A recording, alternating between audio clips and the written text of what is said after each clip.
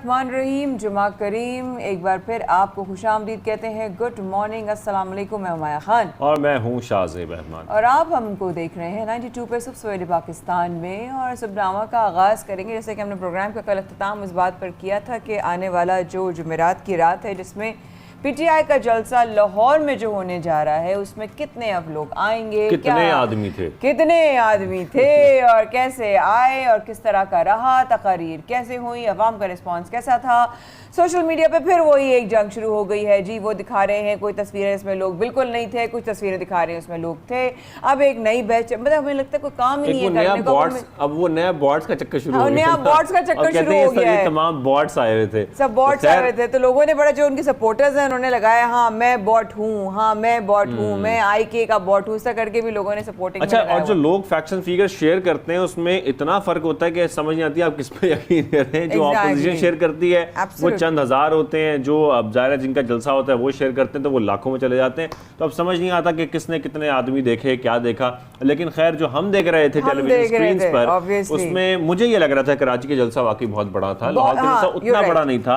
आखिर में मैंने देखा जब इमरान खान साहब खिताब कर रहे थे तो लोग काफी वहां पर आ चुके थे और जो पीछे आज़ादी चौक है वो काफी हद तक भर चुका था। हाँ, वो because Shahzeb is from Lahore, तो लाहौर का बहुत ज़्यादा पता भी है और एरिया का भी आइडिया है कि कितने अफराद आ सकते हैं, क्या आवाम का हुजूम हो सकता है। लेकिन साथ साथ इमरान खान साहब ने पैगाम भी दिया है जी किसी को, वो भी ज़रा मुलाहिज़ा फरमाएं। उन्होंने कहा कि जिनसे भी गलती, मैं उनके अंदाज से बोलना शुरू हो गई थी ना, कि जिनसे भी गलती हो गई है वो गलती दुरुस्त कर लें।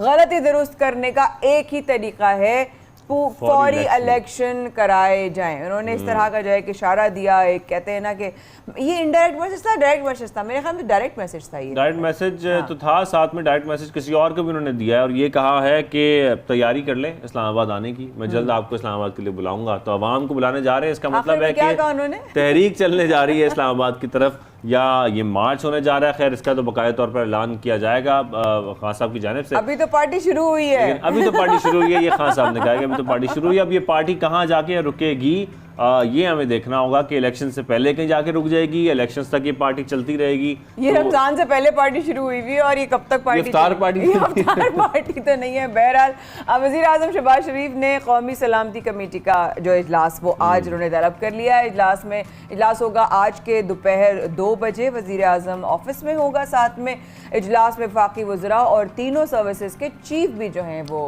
उसमें मौजूद होंगे। बिल्कुल। और साथ में अगली खबर हमारे पास ये सुबनामा में कि मरियम नवाज ने उम्र पर जाने के लिए लाहौर हाई कोर्ट से रुजू किया है और साथ में अदालत ने मरियम नवाज की पासपोर्ट वापसी से मुतालिक दरख्वास्त जो है वो दोबारा समाअत के लिए मुकर्रर भी कर दी है। साथ में आपको ये बताएं कि जस्टिस अली बाकर नशफी की सरबराही में 2 रुकनी बेंच पीर को इसकी समाअत करेगा। ये तो अच्छा काम है, अच्छी नीयत है। मेरे ख्याल सभी को एक दूसरे को सपोर्ट करनी चाहिए और जो अल्लाह के घर जाना चाहे, अल्लाह जिसे बुलाना चाहे उसके बुलावा होता है। तो मरियम नवाज जी, आपका अगर बुलावा है आप बुलावे की दुआ करें। अगर आपका बुलावा है तो फिर आपको कोई नहीं रोक सकता और अगर नहीं है तो कोई भेज नहीं सकता। लेकिन अगर हम एक और चीज़ है जो बिल्कुल नहीं है और वो काफ़ी ज़्यादा बदतरीन सिचुएशन में आ गई, वो हो गया मुल्क में बिजली का बहरान। कहा गया था रमज़ान मुबारक से पहले कि रमज़ान में बिजली नहीं जाएगी, जबकि ऐसा नहीं था। पहले रमज़ान से घरों में बिजली जा रही थी, आपके घर में जा रही, हम सबकी टीम के घरों में जा रही, हमारे घर में जा रही। शॉर्टफॉल 7100 मेगावाट हो गया है। ऐसा गर्मी में घंटों घंटों बिजली नहीं होती। आपके घर जा रही है? बिल्कुल जा रही है शाहज़ेब, और रमज़ान के पहले दिन से जा रही है और 2-2 घंटे नहीं होती और दिन में कई दफ़ा जाती है। सख्त गर्मी के बायस घंटों घंटों बिजली ना होना और जो है वो इदारे जो हैं वो साथ में बच्चों के एग्जाम्स भी हो रहे हैं, पढ़ाई भी हो रही है, ज़ईफ़ भी हैं। सबसे बड़ी बात है कि रमज़ान का महीना है। रमज़ान में रोज़ेदार के लिए बड़ा मुश्किल हो जाता है जब इतनी शदीद गर्मी हो, तो उसमें ज़ाहिर है हिम्मत तो अल्लाह देता है, रहमत लोग कर लेते हैं। एग्जैक्टली, आपको बताया ना, अगर सिंध की बात करें तो सिंध में 12 घंटे, पंजाब में 10 घंटे और इस्लामाबाद में 8-8 घंटे तक गैर एलानिया तौर पर बिजली की लोड शेडिंग हो रही है। देहाती इलाकों में तो इससे बुरा हाल है और लाहौर में लोड शेडिंग बहुत ज़्यादा हो रही है। बहुत सारे लोग शिकायत भी कर रहे हैं जिनसे खबरें मिल रही हैं अब तक। कराची में मुख्तलिफ इलाकों में बिजली जो है वो गायब रहती है और अक्सर जब रोज़ा इफ्तार होने वाला होता है उससे पहले बिजली चली जाती है, तो ये बड़ी अफसोसनाक बात है। प्रोग्राम में आगे बात करेंगे ना, प्रोग्राम में आगे इस पर बात करेंगे, तफसीली बात करेंगे। साथ में आपको पता है कि सिंध में CNG स्टेशन जो हैं वो 3 दिन के लिए उसकी गैस बंद रखने का ऐलान किया गया है। यानी कि आज सुबह 8 बजे से लेकर पीर सुबह 8 बजे तक 3 दिन के लिए CNG स्टेशन बंद रहेंगे, आपको गैस नहीं मिलेगी। तो अगर आपने नई टंकी भरवाई ना कल, तो फिर आज जब आप घर पे बैठे, कहीं जाने की जरूरत, पूरा वीकेंड घर पे गुजारी का, खबरदार जो कहीं निकले हो आप। Very good, stay home. Petrol पे जाए, CNG पेट्रोल पे जाए, पेट्रोल पे कहते हैं बहुत महंगा हो गया है। और अगर हम बात करें महंगा कुछ और भी है, महंगा कुछ और भी है। तो ये कहते हैं बचपन में हम खेलते थे, शादी भाई ना, पहले बचपन में हम खेलते थे चील उड़ी, डॉलर उड़ा है। और डॉलर की उड़ान जो है वो थमने का नाम नहीं ले रही है, मुस्तकिल हम देख रहे हैं। इंटरबैंक में डॉलर 1 रुपया 4 पैसे फिर महंगा हो गया और कीमत 186 रुपये 96 पैसे हो चुकी है, जबकि पाकिस्तान स्टॉक मार्केट में 290 पॉइंट्स की कमी रिकॉर्ड की गई है। जाहिर बात है, हम एक तरफ देख रहे हैं कि डॉलर मजीद बढ़ता जा रहा है, तो ओवरऑल मार्केट पर असरअंदाज होता है वो। साथ में IMF के हवाले से भी खबर है कि पाकिस्तान ने प्लान B तैयार कर लिया है और एक बार फिर चीन समेत 2 ममालिक से माली मदद ली जाएगी। वाह, यानी कि 2 अरब 40 करोड़ डॉलर मई और जुलाई में चीन को वापस नहीं किए जाएंगे। प्रोग्राम में आगे चलकर इस पर मैं तो पर्सनली मैं और शाज़ी बहुत ज़्यादा इंटरेस्ट से देखते हैं जब इस तरह की सेगमेंट्स होते हैं जिसमें हमें इकोनॉमी के बारे में पता चले, पाकिस्तान की ग्रोथ। देखिए, कोई भी ग्रोथ के ऊपर बेसिस है हमारी इकोनॉमी कितनी और हम जानना चाहते हैं कि फी बंदा इस वक्त हमारा लोन कितना हो चुका है, कितना लोन जो है हमारे एक बंदे के ऊपर कितना लोन आ चुका है। जुमे के मुबारक दिन ऐसी बातें, और तीसरा जुमा है जनाब रमज़ान मुबारक का, और मुबारक बातें हो रही हैं। तो मुसलमानों के हवाले से एक और खबर कि भारत में जो है मुसलमानों के ऊपर जो है वो एक और एक्सट्रीमिज्म का एक और मिसाल मैं कहूँगी सामने आई है। अब हमारे लिए ऐसा लगने लगा जैसे कि हम ना रोज कोई ना कोई खबर बता रहे हैं और हम लोग ना आहिस्ता आहिस्ता नम होते जा रही हैं खबर बताते। और अफसोसनाक बात यह है माया कि अदालती हुक्म के बावजूद लोगों के घर, मुसलमान लोगों के घर मिसमार किए गए हैं, घरों में घुस गए, लोगों को जो है वो घर से निकाल कर जो है उनके साथ ज्यादती हो रही है और घरों दुकानों से। जहांगीरपुरी का हम जिक्र कर रहे थे, दिल्ली में जी बिल्कुल ऐसा ही है। मतलब बुरा हाल है कि इस तरीके से आप जो है ना, मुझे नहीं पता, ऑब्वियसली जब तक हारिस नवाज साहब आते हैं, हमारे जो एक्सपर्ट हैं, वो इस वाले से बात करते हैं, तो हारिस सर भी यही कहते हैं कि इनका जो एक्सट्रीम एंड होगा ना वो इसी तरीके से होगा, बिकॉज इस तरीके से वो कोई ना कोई जुल्म ढा रहे हैं ना मुसलमानों पे। और आपके अपने मुल्क के शहरी हैं, आप अपने मुल्क के अपने हम वतनों के साथ ये कर रहे हैं, कैसे कर सकते हैं? मुझे समझ नहीं आता वो फीलिंग कैसे आती है, वो जज्बा, वो हिम्मत कैसे आती है कि आपका हम वतन छोड़ो, आपका इंसान छोड़ दो, मुसलमान आपका हम वतन, आपका भारतीय शहरी है वो। मतलब किस किस्म की जमहूरियत की दावेदार ये हुकूमत है। और साथ में जिस तरह से हम देख रहे हैं कि सुप्रीम कोर्ट ने इंतजामिया को जहांगीरपुरी में मुसलमानों के मजीद घर दुकानें मिसमार करने से रोक दिया है, फिलहाल रोक दिया है। साथ में जवाब भी तलब किया गया है मरकज से, मुख्तलिफ इदारों से कि ये सब कुछ जो हुआ है इस पर जवाब दिया जाए। साथ में हम ये भी देख रहे हैं कि मुतासरीन को कार्रवाई से मुतालिक हल्फनामा भी जमा करवाने का हुक्म दिया गया है। तो ये तो सुबनामा में हमने खबरें शामिल की पड़ोसी मुल्क से भी, लेकिन साथ में अपने मुल्क की अगर हम बात करें तो कोई हमारे बैटर है वो बड़ी कामयाबियां समेटते हैं माशाल्लाह और बड़े अच्छे जा रहे हैं। पाकिस्तान के wicket keeper batter Mohammad Rizwan की हम बात कर रहे हैं। 2021 यादगार साल बन गया मोहम्मद रिजवान के लिए और ICC T20 cricketer of the year के बाद विजडन लीडिंग T20 क्रिकेटर 2021 का अवार्ड भी वो ले चुके हैं। ले उड़े हैं, ले उड़े कहाँ उड़े? अभी तो डॉलर उड़ा है, आप मत उड़िएगा आपकी बहुत ज़रूरत है। और विकेट कीपर बैटर ने गुज़श्ता बरस 29 मैचों में 73.6 की एवरेज से 1326 रन बनाए हैं। वाह वाह वाह, 1326 1326 रन, क्या बात है रिजवान भाई। ऐसे ही आप जो हैं वो छक्के उड़ाते रहें और अल्लाह करे आपके छक्के उड़ाने के साथ साथ हमारे मुल्क से महंगाई भी उड़ जाए और हमारे मुल्क से बेरोजगारी भी उड़ जाए और हमारे मुल्क की मुश्किलें भी उड़ जाए। तो ये था सुबनामा और अब प्रोग्राम का बाकायदा आगाज़ करते हैं। और सोचे आपको हमने एक सेकंड दिया सोचने के लिए, आपका टाइम शुरू होता है। पहला सेगमेंट किसका होगा? Political update. पाकिस्तान की पॉलिटिक्स की सूरत हाल है क्योंकि हम देख रहे हैं कि इमरान खान साहब ने बाकायदा तौर पर मौजूदा हुकूमत के खिलाफ तहरीक का ऐलान कर दिया है और तहरीक का ऐलान इस तरह से किया है कि कौम तैयार रहे, इस्लामाबाद जाने की कॉल देंगे और जब वो कॉल दी जाएगी तो फिर देखा जाएगा कि इस्लामाबाद जो इस्लामाबाद की तरफ तमाम कारकुनान जाएंगे तो उसका मकसद क्या होगा, ये भी हमें देखना है। साथ में शामिल कुरैशी साहब ने इल्ज़ाम आयद किया कि इमरान खान को साजिश के तहत नाअहल करने की कोशिशें की जा रही हैं, तैयारियां हो रही हैं। साथ में फवाद चौधरी साहब ने धमकी दी है कि इलेक्शन का ऐलान कर दें वरना हम ऐलान करवा कर रहेंगे। अच्छा, तो इसके जवाब में ख्वाजा साद रफीक ने भी ट्वीट की है भाई, वो भी सुन लीजिए। कह रहे हैं डेयर इमरान खान, उम्मीद है नहीं, उन्होंने ऐसा कुछ नहीं लिखा, ये मैं बता रही थी। डेयर इमरान खान, घबराना बिल्कुल नहीं है, आपकी चंद संगीन गलतियां दुरुस्त करने के बाद इलेक्शन करवा देंगे। दूसरी जानिब मुस्लिम लीग नून और पीपल्स पार्टी की क़यादत में जो है फाहम तफहीम और इत्तफाक राय से साथ चलने पर इत्तफाक भी हो गया।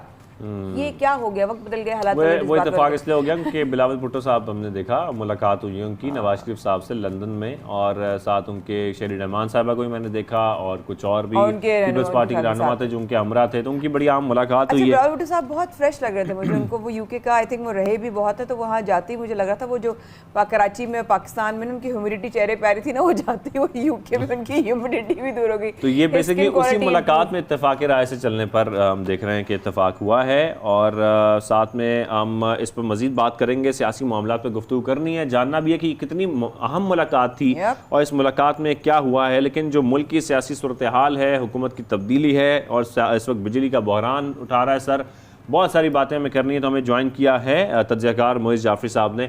मोइज़ जाफरी साहब आपको खुशामदीद कहेंगे सुबह सवेरे पाकिस्तान में। सर, जिस तरीके से हम देख रहे हैं हुकूमत की तब्दीली के बाद बिजली का बहरान भी सर उठा रहा है, बहुत सारे मईशत के मसाइल भी हैं, साथ में डॉलर एक बार फिर तेज़ी से आगे बढ़ रहा है, महंगा होता जा रहा है, शदीद महंगा हो रहा है, पेट्रोल के दाम भी बढ़ गए हैं, मसाइल भी बढ़ गए हैं। पीटीआई रहनुमा तो इसे बदइंतज़ामी करार दे रहे हैं, लेकिन आप क्या समझते हैं कि आपके नज़दीक इसका जिम्मेदार कौन है? पीटीआई हुकूमत है कि जो नई हुकूमत जिसने अभी अभी इक़्तिदार संभाला है ये इसकी जिम्मेदार है? शुक्रिया जी। मेरे ख्याल में नई हुकूमत के ऊपर इसका सेरा डालना तो बहुत नामुनासिब और नाजायज़ होगा, क्योंकि अभी चंद ही दिन हुए हैं। ये सारी वो लैंडमाइंस हैं या जो आज मिफ्ता इस्माइल साहब ने कहा एटम बॉम्ब्स हैं, जो पीटीआई हुकूमत आखिरी चंद माह में शायद अपनी ताकत को कंसोलिडेट करने के चक्कर में बो के गई है। ख़ास तौर पे वो जो पेट्रोलियम प्राइसेस पे सब्सिडी दी हुई है वो अज खुद अरबों 2.5 अरब रुपए यौमिया हमारे ही पैसों में से ज़ाया हो रहे हैं उस पर। इसके अलावा जो डॉलर की स्ट्रेंथनिंग है वो एक ग्लोबल ट्रेंड है पिछले 2-3 दिन में, लेकिन पाकिस्तानी मईशत इस वक्त बहुत प्रिकेरियस और नाजुक मोड़ पे है। इसका सेरा जो है वो उसी हुकूमत पे जाता है जिसने 4 साल हुक्मरानी की है, ना कि उस हुकूमत पे जिसने अभी 2 हफ्ते भी नहीं की। अच्छा सर, ये भी बता दीजिए साथ साथ कि अभी जिस तरह मौजूदा वज़ीर ख़जाना और नून लीगी रहनुमा ने कहा कि साबिक़ वज़ीर आज़म की पॉलिसीज़ ने कौमी ख़जानों को खाली कर दिया, और क्या अवाम को जो सब्सिडी दी है पेट्रोल और बिजली की जो दी गई है मौजूदा मुल्की और माशी सूरत हाल, उसकी क्या मतलब मैं समझती हूँ मुतहम्मल थी? क्या ये फैसला सही था, गलत था, according to you, in your view? देखिए, सब्सिडी आवाम को देने के अंदर पहली नीयत यह होनी चाहिए कि वो उसको मिले जो उसका मुस्तहिक हो। मिफ्ता इस्माइल साहब ने ये सब्सिडी की तनकीद करते हुए ये भी जाहिर किया है कि सब्सिडी जो है वो उतना ही अमीर को फ़ायदा देती है जितना गरीब को, और वो फ़ायदा देना बिल्कुल नाजायज़ है कि अगर मैं अपनी गाड़ी के अंदर 55 लीटर या 60 लीटर या 70 लीटर की टंकी के अंदर पेट्रोल भरता हूँ तो मुझे हर लीटर पे उतना ही फ़ायदा होता है जितना फ़ायदा एक मोटरसाइकिल सवार को मिल रहा है, जिसको शायद मिलना भी चाहिए एक पेट्रोलियम सब्सिडी का फ़ायदा। तो इस तरह की नाक़िस और ऑब्ट्यूज़ सब्सिडाइजेशन जो है वो पाकिस्तान का फतीरा रही है, और यही वजह है कि हम स्टॉप गैप सोल्यूशंस का फ़ायदा उठाते हैं, ना कि एक तरीके से अगर सब्सिडाइज करना है तो पब्लिक ट्रांसपोर्टेशन सब्सिडाइज हो जाए, या फिर स्मॉल व्हीकल्स जो हैं वो नादरा डेटा से क्रॉस मैच करके वेरीफाई होके रैशनिंग जो है वो स्पेसिफिक हो जाए, ना कि आप पेट्रोलियम को ही इस तरह सस्ता करते हैं जैसे आप कोई सऊदी अरेबिया है और आपकी ज़मीन में से तेल निकलता है। इसके अलावा सब्सिडाइजेशन के अलावा शायद हमारा जोर इस पे होना चाहिए था कि जो अमीर तरीन लोग हैं उनको टैक्स नेट में अव्वल तो लाया जाए और उनसे टैक्स पे लिया जाए। लेकिन ये कोविड के उज़र पे या किसी भी वजह से रियल एस्टेट एमनेस्टी तकरीबन पूरे 4 साल चली है इस हुकूमत की, जो कि अमीर तरीन लोगों के लिए पैसे छुपाने का जरिया बनती है और मजीद पैसे कमाने का जरिया बनती है। इसी तरह जो अमीर तरीन लोग हैं उनके लिए अभी भी एक टैक्सेशन जनरल एमनेस्टी जो इस हुकूमत 2 दफ़ा ला चुकी है वो दर हकीकत ख़त्म नहीं हुई है, और उसका खात्मा जो है वो हमारे कर्ज देने वालों का अशद अव्वल दर्जे की कंडीशन है। तो हम खान साहब की हुकूमत में माजरत के साथ उनकी जितनी भी सोशियो इकनॉमिक नैरेटिव था रियासत मदीना का, लेकिन हमने देखा ये कि मिडिल क्लास पिसी, गरीब मजीद पिसे, और अमीर जो हैं उनके बारे न्यारे हो गए, वो मजीद अमीर हुए हैं। और ये पॉलिसी मैं नहीं कहता कि ये खुदा न खास्ता जानबूझ के हुआ, लेकिन हुआ ऐसे ही। तो ये या तो आप इसको नाअहली कह सकते हैं या बदनीयती कह सकते हैं, मैं कम से कम नाअहली कह रहा हूं। अच्छा, और साथ में मोइज़ जाफरी साहब जिस तरीके से हम देख रहे हैं कि मुल्क में महंगाई भी है और IMF के जो प्रोग्राम की बहाली के लिए भी कुछ नई शराइत होंगी, उस पर अमल करना, अमल दरामद कराना बड़ा मुश्किल होगा। आप क्या समझते हैं कितना चैलेंजिंग है इस वक्त जो ओवरऑल सूरत हाल है नई हुकूमत के लिए? देखिए जी, ये तकरीबन नामुमकिन है। महंगाई को कंट्रोल भी किया जाए और IMF के साथ ताल्लुक जो है वो बरकरार रखा जाए, जो कि ज़रूरी है क्योंकि हम IMF की सपोर्ट के बगैर एक बहुत ही ज़्यादा प्रेकेरियस पोजीशन में है। मेरे ख्याल में ये हुकूमत शहबाज शरीफ साहब की गोद आई ही इसलिए कि ये PTI की हुकूमत के हाथों में जो चंद अहम फैसले थे जो कि नवंबर में होने थे उससे बचना था। वरना इस वक्त कोई भी नहीं चाहता कि PTI के हुकूमत के आखिरी साल का सेहरा अपने सर ले, क्योंकि आगे सिर्फ मुश्किल फैसले हैं। आज शहबाज शरीफ साहब अपने पहले दिन एज प्राइम मिनिस्टर इसको डिफर कर सकते हैं, पेट्रोलियम सब्सिडी हटाना और 50 रुपए पेट्रोल मजीद महंगा करना या 80 रुपए महंगा करना। अगर IMF की कॉन्वर्जेशनल लाइन में आना है, जो हमने वादे किए हैं IMF से, तो 83 रुपए मजीद महंगा करना।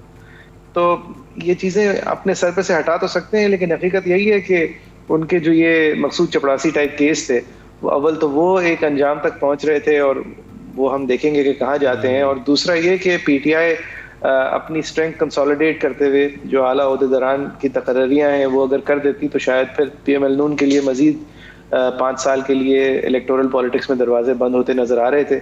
शायद इन फैसलों की वजह से इस वक्त हुकूमत संभाली है, वरना कोई वजह नहीं है और ना कोई फायदा है इस वक्त हुकूमत संभाल कर, क्योंकि अनपॉपुलर से अनपॉपुलर डिसीजंस ही लेने पड़ेंगे और फिर लोगों के सामने एक फ्रेश मैंडेट लेने के लिए भी जाना पड़ेगा। तो it's the worst time. Moin साहब देखिए ना, जिस तरह एक के बाद एक PTI जो है वो पावर शो कर रहा है, इस तरह करके जिस तरह किसी भी आवाम का नज़र आना है मौजूदा हुकूमत पे, क्या आपको नहीं लगता प्रेशर एक बिल्ड होगा, या आपके ख्याल में इस तरह के जलसे हो रहे हैं कामयाब एक के बाद दीगरे, तो इनसे PTI का जो वोट बैंक है वो स्ट्रॉन्ग हो जाएगा? जी, मेरे ख्याल में खान साहब बहुत पावर शोज कर रहे हैं और मेरे ख्याल में बहुत बड़ी बात है कि उनकी पार्टी इस तरह की इनकम्बेंसी के वजन के बावजूद इतनी बड़ी शोज कर सकती है। ये शहादत है इस बात की कि पाकिस्तानी जो है वो दूसरा चांस देने को तैयार हो जाते हैं अगर उनको लगे कि आपके साथ गलत हुआ है। और मेरे ख्याल में बहुत आया है कि खान साहब के जो सपोर्टर्स हैं और उसके अलावा भी जो लोग हैं वो समझते हैं कि खान साहब जिस तरह पावर से निकाले गए वो गैर मुल्की साजिश नहीं तो किसी तरह की तो साजिश थी और वो उसको गलत समझते हैं और in huge numbers organic crowds जमा हो रहे हैं। ये लम्हा फिक्रिया इस हुकूमत के लिए अगर नहीं होगा, क्योंकि ये हुकूमत तो अब चंद माह की या एक साल भर की कोशिश है और ये इस तरह के प्रोटेस्ट जो है वो हुकूमत को तो नहीं खतरा पेश करते, लेकिन ये जरूर उनको खतरा होगा कि अब हम ड्राइविंग सीट में हैं और अब हमें इलेक्शंस की तरफ जाना है और दिन ब दिन इमरान खान साहब जो है उनकी सपोर्ट जो है वो बेहतर ही होगी, क्योंकि फैसले हमारे हैं मुश्किल करने वाले। और खान साहब जो है वो हुकूमत में इतने कंफर्टेबल कभी भी नजर नहीं आए जितने वो अपोजिशन में नजर आए थे और जितने अब नजर आना शुरू होंगे with this gathering, with this crowd. और मेरे ख्याल से खान साहब जितने पॉपुलर मार्च के आखिरी हफ्ते में थे, आज उससे ज्यादा पॉपुलर है और ये कोई भी नहीं सोच सकता। और मुजब साहब, नवाज शरीफ साहब की वापसी का जो तस्करा है वो भी हो रहा है, वतन वापसी का, तो कुछ ऐसी इतलात भी थी कि ईद के बाद वो वापस आ रहे हैं। क्या पॉसिबिलिटीज़ हैं? आप समझते हैं कि मुल्क के हालात इस वक्त साजगार हैं उनके लिए, या ये मामला लटक जाएगा, उनका आना लटक जाएगा ईद के बाद भी? देखें, अगर आपका भाई वजीर आजम हो और आपके भाई के बेटे वजीर आला मुल्क के सबसे बड़े सूबे के हों तो साजगार तो ज़्यादा हो जाता है माहौल, लेकिन बात यह है कि उनके खिलाफ कन्विक्शंस हैं, उनके खिलाफ फैसले हैं और उनको ओवरटर्न करने के क्या तरीके हैं उनकी नज़र में मुझे नहीं पता, लेकिन एक एब्सकॉन्डर फ्रॉम द लॉ है तो वापस आएंगे तो चाहे जितनी भी पंजाब स्पीड लगा लें इसमें उनको जेल जाना होगा, उनको अपना प्रोसेस ऑफ अपील जो है उसको देखना होगा, उसके बाद जो भी लवाजमात होते हैं कानूनी उनको पूरा करना होगा। ये करने के लिए आज वो अगर मेरे ख्याल से तैयार ज़्यादा होंगे, अगर उनके भाई और उनके भाई के बेटे के हाथों में इतनी ताकत है। मैं ये नहीं कह सकता कि स्ट्रेटेजिकली उनकी पार्टी के क्या फैसले हैं, लेकिन अगर नवाज शरीफ साहब एक साल बाद आने वाले इलेक्शन देखते हैं और समझते हैं कि उसके अंदर वो बराह रास्त अपनी पार्टी की कैंपेनिंग करेंगे या शायद खुद किसी सीट पर नज़र रखेंगे, तो ये तमाम मामलात निपटाने के लिए बेस्ट केस सिनेरियो में उनको जल्दी आ जाना चाहिए, क्योंकि ये एकदम से होने वाली चीज़ें नहीं है। वो तो चले आप सही कह रहे हैं ऑब्वियसली, लेकिन आपने इस तरह कहा कि बहुत सारी कन्विक्शंस हैं और भी बहुत सारे चैलेंजेस हैं, लेकिन एक चैलेंज और भी है कि साथ में पीपल्स पार्टी और MQM की भी जो है ना वो मौजूदगी साथ में है। तो मुझे साहब को क्या लगता है शहबाज शरीफ साहब के लिए कितना आसान होगा, कितना मुश्किल होगा हुकूमत को चलाना इस करंट सिनेरियो में, इतनी मजीद चैलेंजेस के और चैलेंजेस के साथ? देखिए मेरे ख्याल में ये इत्तेहादी जो है ज़्यादा ये कोई लॉन्ग टर्म सोचते हुए नहीं आए हैं, मेरे ख्याल से सब साथ देंगे, लेकिन शहबाज शरीफ साहब का ये इत्तेहादी हो या ना हो इस वक्त हुकूमत चलाना बहुत मुश्किल है, क्योंकि इतनी कमज़ोर माशी सूरत हाल है हमारी और इतने मुश्किल फैसले उन्होंने लेने पड़ेंगे।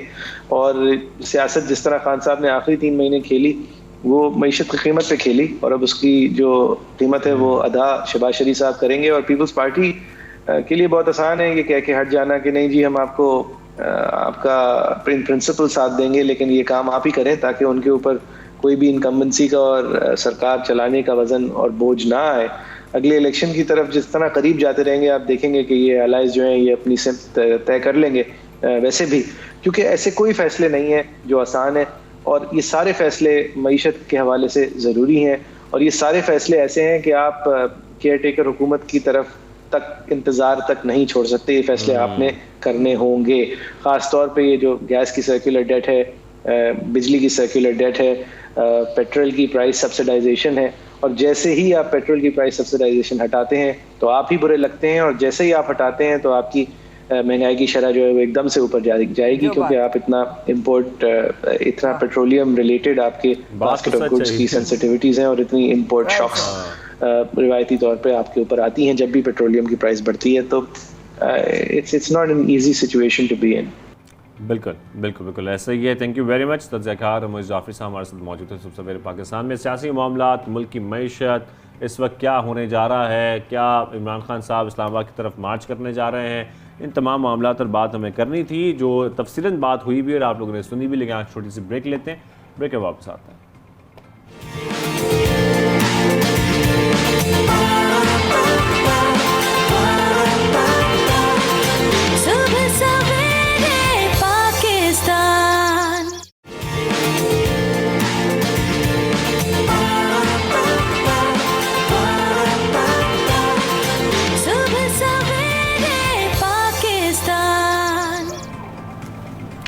Welcome back. आप देख रहे हैं सबसे पहले पाकिस्तान, माया खान और शाहज़ेब अहमद के साथ, और मुख्तलिफ प्रोग्राम्स में मुख्तलिफ सर्वेज़ का हम जिक्र करते हैं, ख़ासतौर पर गैलप पाकिस्तान के सर्वेज़ जो कि बहुत मुख्तलिफ किस्म के अदाद शुमार सामने लेकर आते हैं, जिससे हमें बहुत सारी इन्फॉर्मेशन मिलती है।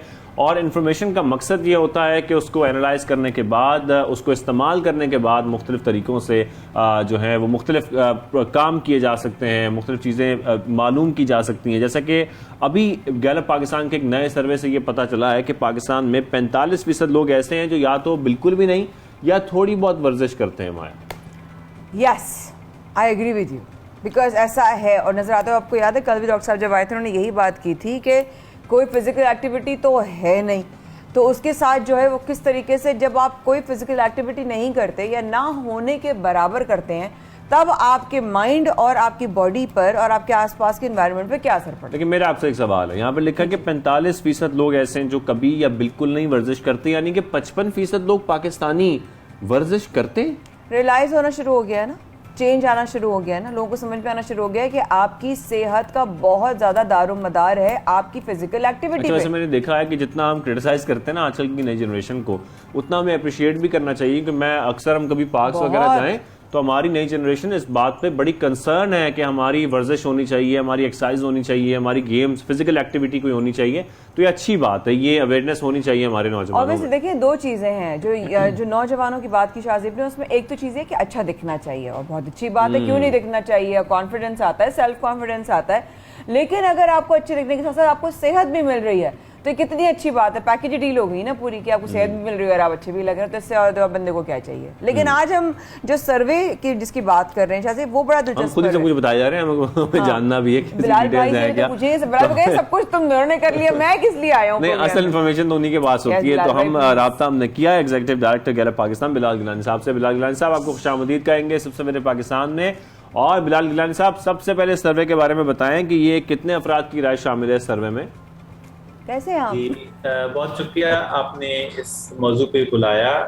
ये सर्वे एक ग्लोबल सर्वे है, इसमें तकरीबन दुनिया भर से 33,236 लोग जो कि 39 कंट्रीज में फैले हुए थे, उनका सर्वे किया गया। गैलप पाकिस्तान क्योंकि गैलप इंटरनेशनल का हिस्सा है, तो इसलिए हमने भी इस सर्वे में पाकिस्तान की राय शामिल की। पाकिस्तान में जो सैंपल था वो तकरीबन 1000 अफराद पर मबनी था, और ये 1000 अफराद चारों सूबों, अर्बन और रूरल इलाकों, मर्द और ख़वातीन, यंग और बूढ़े अफराद, एक नुमाइंदा सैंपल आम पाकिस्तानी का चुना गया था, जो कि स्टेटिस्टिकल बुनियादों पर 1000 पर मबनी था। अच्छा बिलाल भाई, साथ साथ एक और भी सवाल वो ये कि पाकिस्तानी मर्दों की निस्बत या ख़वातीन का अगर हम इनका कंपैरिजन करें तो किन में ज़्यादा जो है वो वर्जिश का पता है? आप ख़वातीन की तरफ जाएंगे, ख़वातीन कितनी वर्जिश करती हैं? हाँ, I have to know, I want to know. जी, जब हमने सवाल मर्दों से पूछा और औरतों से पूछा तो हमें एक इसमें मुख्तलिफ राय नज़र आई एक्सरसाइज के हवाले से। और इसमें जब हमने औरतों से पूछा तो तकरीबन 11% ने ख़वातीन ने ये कहा कि वो कभी एक्सरसाइज नहीं करती। मर्दों के में ये शरह 10% थी। या हमने जब उनसे पूछा कि आप बहुत ज़्यादा एक्सरसाइज करते हैं, तो उसमें मर्दों की का तनासब 16% था, औरतों में तनासब 12% था। तो अगर हम जायज़ा लें तो हमें नज़र ये आता है कि ख़वातीन में एक्सरसाइज ना करने का जो रुझान है वो मर्दों से बहुत ज़्यादा है। मर्द फिर भी कोई मौका ढूंढ कर एक्सरसाइज कर लेते हैं। ख़वातीन बिजी रहती हैं, घर के काम काज में मसरूफ़ रहती हैं, तो उनके पास एक्सरसाइज करने का या वर्जिश करने का टाइम जो है वो नज़र नहीं आता। इसी वजह से कम ख़वातीन और ज़्यादा मर्दों में एक्सरसाइज का रुझान देखा गया। अच्छा बिलाल गनी साहब, जिस तरीके से हम देखते हैं वैसे तो वर्जिश करने में कोई बहाना नहीं है। आप पार्क से भी कर सकते हैं, आप घरों के बाहर भी कर सकते हैं, सड़कों पर भी कर सकते हैं, आप वॉक कर सकते हैं, सब कुछ कर सकते हैं। लेकिन फिर भी आप समझते हैं एक वजह ये भी है कि जो वर्जिश के आलात हैं वो महंगे हैं, जिम जाना महंगा है, लोग अवॉइड करते हैं कि यार पैसे खर्च होंगे तो बेहतर है कि ना ही किया जाए। और जाहिर बात है जिम में एक अलग माहौल होता है तो आपकी एक्सरसाइज हो भी जाती है। इसमें अगर इसको हम देखें तो ये जो फैक्टर्स आपने बताए हैं, आई थिंक ये सर्टनली एट प्ले हैं। हमारे यहाँ जो एक्सरसाइज के लिए लोकेशंस हैं वो जिम भी हो सकती हैं और पार्क भी हो सकता है, एक खुला कोई कम्युनिटी एरिया भी हो सकता है। जब हम लोगों से ये सवाल करते हैं कि आपके पास आसान एक्सेस है इस तरह की किसी भी चीज़ का, तो बहुत ही थोड़े लोग ये कहते हैं। मसलन पार्क, तकरीबन सिर्फ 20% पाकिस्तानी ये कहते हैं कि उनके पास रसाई है पार्क की, या तो पार्क है नहीं या पार्क ऐसे हैं जो बहुत बहुत दूर हैं जहाँ वो रोज नहीं जा सकते। इसी तरह से जिम्स जो हैं वो पाकिस्तान में बहुत उसका रुझान नहीं पाया जाता। फिर अक्सर इस तरह की सर्विसेज को यूज़ करने के लिए आपको किसी न किसी फॉर्म में रकम इस्तेमाल करनी पड़ती है, खर्च करनी पड़ती है। तो हम एक गरीब कौम है, लोगों के पास डिस्पोजेबल इनकम नहीं है। तो मेरा ये ख्याल है कि अगर हम इस सर्वे की एक पॉलिसी इम्प्लीकेशन देखें तो वो ये नज़र आती है कि हुकूमत को और शहर की इंतज़ामिया को हंगामी बुनियादों पर लोगों को ऐसे मकामात पर फराहम करने चाहिए जहाँ पर वो एक्सरसाइज और वर्जिश कर सकें। हमने देखा है कि पार्क्स के अंदर, जैसे इस्लामाबाद शहर में नज़र आता है कि पार्क के अंदर भी उन्होंने एक छोटा सा एरिया जिम या जिम नुमा इक्विपमेंट प्रोवाइड करने के लिए रखा है। तो जिम पर तो फीस लगती है, मगर अगर पब्लिक एरिया में ही जिम का इक्विपमेंट हो, खुले माहौल में हो, तो इससे ये रुझान एक्सरसाइज का और इस्तेमाल एक्सरसाइज की इक्विपमेंट का उसमें इजाफा हो सकता है। क्योंकि आप साथ साथ ये भी डिटेल्स बता रहे हैं, मेरे ख्याल इसी से कनेक्टेड अगला सवाल भी है, तो कहीं ये वजह तो नहीं है कि इनके पास जगहें नहीं है जाने की, इस वजह से ये लोग नहीं कर पाते हैं, इस वजह से रह पा जाता है? कोई मतलब और मजीद डिटेल्स इस सर्वे में सामने आई? अब इस सर्वे में ये इस तरह से तो सवाल नहीं रखा गया कि जो लोग वर्जिश नहीं कर पा रहे उनसे ये पूछा जाता कि एग्जैक्टली क्या वजह है जिसकी वजह से वो वर्जिश नहीं कर पाते। मगर हम दीगर सर्वेज में ये देखते हैं कि एक्सरसाइज करने की जो सहूलियात हैं, एक्सरसाइज करने की जो लोकेशंस हैं, जगह हैं, क्या पाकिस्तान में लोगों के पास उन जगहों का, कम्युनिटी स्पेसेस का एक्सेस मौजूद है। क्या लोगों के पास घर के अंदर ऐसे स्पेसेस मौजूद हैं कि जहां वो एक्सरसाइज कर सकते हैं?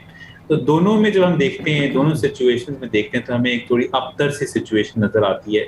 मसलन एक आम पाकिस्तानी का जो घर है वो 40% लोग जो हैं वो एक कमरे के घर में रहते हैं। अर्बन इलाकों में जो डेंसिटी है वो दुनिया में ऑलमोस्ट हाईएस्ट डेंसिटीज के बराबर है। तो घर के अंदर एक्सरसाइज करने की पॉसिबिलिटी बहुत कम है। घर के बाहर जब हम उनसे सवाल करते हैं तो सिर्फ 20% पाकिस्तानी ये कहते हैं कि उनके पास या उनके घर के करीब कोई ऐसा पार्क है जहां वो जा सकते हैं।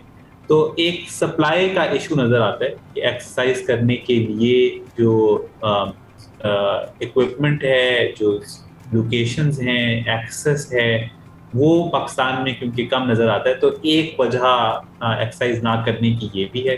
दूसरी तरफ ऑब्वियसली ये भी है कि लोग एक्सरसाइज को अहमियत दें। तो पाकिस्तान में हेल्थ रिलेटेड कंसर्न्स जो हैं उनके ऊपर बात कम होती है, बात ज़्यादा होनी चाहिए, कम होती है। तो लोगों के लिए वर्जिश की इम्पोर्टेंस में भी कुछ इतना वाजे नजर नहीं आती कि वो उसको इम्पोर्टेंट समझते हैं, और जो लोग इम्पोर्टेंट समझते हैं उनके लिए बिल्कुल आप सही कह रहे हैं बिलाल भाई। अब यही एक ऑप्शन है कि अगर आपके घरों के पास ये एक्सेस हो, पार्क्स हों, कुछ ऐसे ग्राउंड्स हों, तो यकीनी तौर पर लोग कोशिश करेंगे कि उसमें ज़रूर जाकर वॉक करेंगे। प्रॉब्लम ये है कि जब हम घरों से बाहर निकलते हैं तो हमें ये भी टेंशन होती है, ख़ासतौर पर अगर कराची की बात करें, रात का वक्त तो रमज़ान में अक्सर हम देख रहे होते हैं रात को लोग जो है वो फ़ोन पर बात भी कर रहे होते हैं, फ़ोन साथ लेकर वॉक पर निकल जाते हैं, तो ये भी ख़तरनाक हो जाता है। तो ये भी तो प्रॉब्लम है, कुछ डर भी लगता है बाहर निकलते हुए, वॉक करते हुए। तो बिलाल भाई बड़े अच्छे आप लोग माशाल्लाह सर्विस कर रहे हैं। आने वाले वक्त में कौन से मज़ीद सर्वे सामने आएंगे गैलप पाकिस्तान की जानिब से? बिल्कुल, तो हम मुस्तकिल सर्वेस करते रहते हैं। आजकल हम एक सर्वे कर रहे हैं जिसमें हम इस्लामाबाद के जो रेजिडेंट्स हैं उनके बारे में उनसे राय ले रहे हैं। इससे पहले हमने सिमिलर एक सर्वे किया कराची के रेजिडेंट्स के हवाले से। तो एक हमारी कोशिश है कि अब हम नेशनल बात करने के बाद अब हम शहरों के और शहर में रहने वाले जो सिटीजन्स हैं उनके अपने शहर के हवाले से गुफ्तगू करें। दूसरा, इसी तरह के हेल्थ इश्यूज के ऊपर हम कुछ सर्वे रिलीज कर रहे हैं, जिसमें लोगों से उनकी जो ईटिंग हैबिट्स हैं तो उनके बारे में पूछ लें ताकि जाना जाए कि हेल्थी ईटिंग हैबिट्स हैं उनकी ये नहीं है। लोगों से जो नॉन वायरस या नॉन कॉन्ट्रैक्टिंग जो डिजीज़ हैं उनके बारे में हम सवाल करें ताकि हम असेस कर सकें कि पाकिस्तान में ब्लड प्रेशर और डायबिटीज़ और इस तरह के जो, तो ये कुछ हम अगले कुछ हफ्तों में हेल्थ के ऊपर फोकस करना चाहते हैं, क्योंकि कोविड जो है वो तो ख़त्म हो गया, मगर हम ये देखते हैं कि कोविड के दौरान लोग एहतियात करते थे, आहिस्ता आहिस्ता वो एहतियातें कम हो गई हैं। तो कहीं ऐसा ना हो कि पाकिस्तानियों की सेहत खराब हो जाए। तो हम हेल्थ के इशू को फोकस करके अगले कुछ बिल्कुल हेल्थ पे फोकस करना बहुत इंपॉर्टेंट है। बिलाल साहब थैंक यू वेरी मच, आपने हमें ज्वाइन किया, और ख़ास तौर पर वर्जिश पर बात हम कर रहे हैं। वर्जिश यानी कि आपके जो तमाम हेल्थ कंसर्न्स हैं, आपकी जो हेल्थ है वो कितनी इंपॉर्टेंट है, आपके लिए एक्सरसाइज कितनी इंपॉर्टेंट है। तो जब हम एक्सरसाइज की बात करते हैं तो फिर हम ग़िज़ा की बात भी करते हैं, है ना?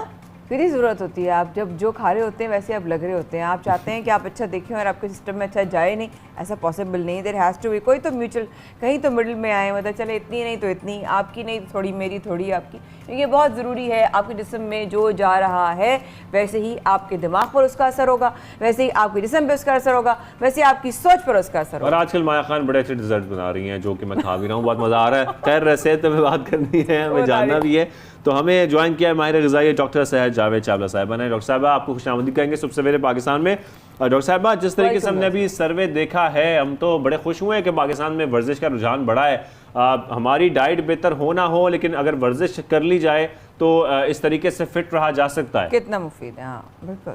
अस्सलाम वालेकुम जी, thank you so much for having me here. अच्छा, दो चीजें, एक चीज पर तो बहुत ज्यादा पॉडकास्ट भी करती हूँ, you can not out burn a bad diet. एक बुरी डाइट का असर आप नहीं मिटा सकते। उस दिन मैंने किसी को बड़ी फनी बात कहते हुए देखा कि आप जितने मर्जी पकौड़े समोसे खाएं, लेकिन आप इतनी देर वॉक या एक्सरसाइज कर लें, आप कैलोरीज को आउट बर्न करते हैं, आपने कैलोरीज बर्न की हैं। लेकिन एक ट्रांस फैट के साथ, एक तले खाने के साथ, जंक और बेकरी के साथ, क्योंकि मेरे जिस्म में, इंसानी जिस्म में उसको डाइजेस्ट करने के एंजाइम्स नहीं है, उसने जाके जो डैमेज किया आप उसको आउट बर्न नहीं कर सकते। आप कितनी भी वर्जिश कर लें, if you are taking the wrong food, आप उसको आउट बर्न नहीं कर सकते, क्योंकि एवरी टाइम जितनी भी बार आप बेकरी, तला हुआ खाना, मीठा जिसमें ट्रांस फैट मौजूद है उसको लेते हैं, वो आपके जिस्म में जाके, मैं बहुत साइंटिफिक नाम नहीं दूंगी, उस एक एंजाइम को जिससे फैटी एसिड को बर्न करना होता है उसका स्ट्रक्चर तोड़ते हैं, उसमें किंक डालते हैं, उसको चेंज करते हैं और जाके आपके जिस्म में डिपॉजिट होना शुरू हो जाते हैं। अब अगर मैं एक्सरसाइज करूंगी, मैं पता है कौन सी कैलोरीज बर्न कर रही हूँ, एक्सरसाइज तो खैर करनी बहुत ही जरूरी है, मैं वो कैलोरीज बर्न कर रही हूँ जो मैंने हेल्दी खाने से ली हैं। अब मेरी बॉडी तो लीन हो जाएगी, मैं अपीरेंटली टोन्ड भी दिखूंगी, लेकिन इससे बहुत सारे जो पतले लोग होते हैं, एक्सरसाइज करते हैं, उनको फैटी लिवर होते हैं और वो अल्ट्रासाउंड करके परेशान हो जाते हैं कि हमें कैसे फैटी लिवर हो गया, हमारी तो टोन निकली नहीं। वो ट्रांस फैट तो डिपॉजिट हो रहे थे, वो तो आपके लिवर सेल्स को, हेपेटोसाइट्स को रिप्लेस कर रहे थे, वो तो आपकी आर्टरीज में, वेसल्स में जमा हो रहे थे। बल्कि पतले इंसान का फैटी लिवर होना ज्यादा खतरनाक है, उसका पता ही नहीं लगता। मोटे इंसान की तो टोन बता रही होती है ना कि यहाँ पे कुछ एब्नॉर्मल फैट डिपॉजिट हो रहा है, कुछ हो रहा है। सो बैड डाइट आप आउटबर्न नहीं कर सकते, उसी तरह खाली डाइट के साथ भी आप हेल्दी नहीं रह सकते। अनफॉर्चुनेटली बड़े सालों से हम इस सोच में रहे हैं कि एक्सरसाइज एक लग्जरी है। जो लोग जिम या एक्सरसाइज का नाम ले उनको बड़ा बर्गर, यो और मम्मी डैडी कहा जाता है, हालांकि it is not a luxury. Exercise एक ये जरूरत है। सुबह उठ के जॉगिंग करना मॉडर्न होने की हाँ, सुबह उठ के जॉगिंग करने से आप मॉडर्न नहीं होते, सेहतमंद होते हैं। बिल्कुल ऐसे। डॉक्टर साहब आप साथ साथ ये भी बता दीजिएगा कि रमजान के दिन है, ऑब्वियसली आपने कहा कि आप चूज क्या करते हैं सिस्टम। आपको मेरी आवाज आई डॉक्टर साहब? जी, कैन यू हियर मी? जी जी जी आ रही है जी माया जी, आई कैन हियर। बस ठीक है जी जी जी।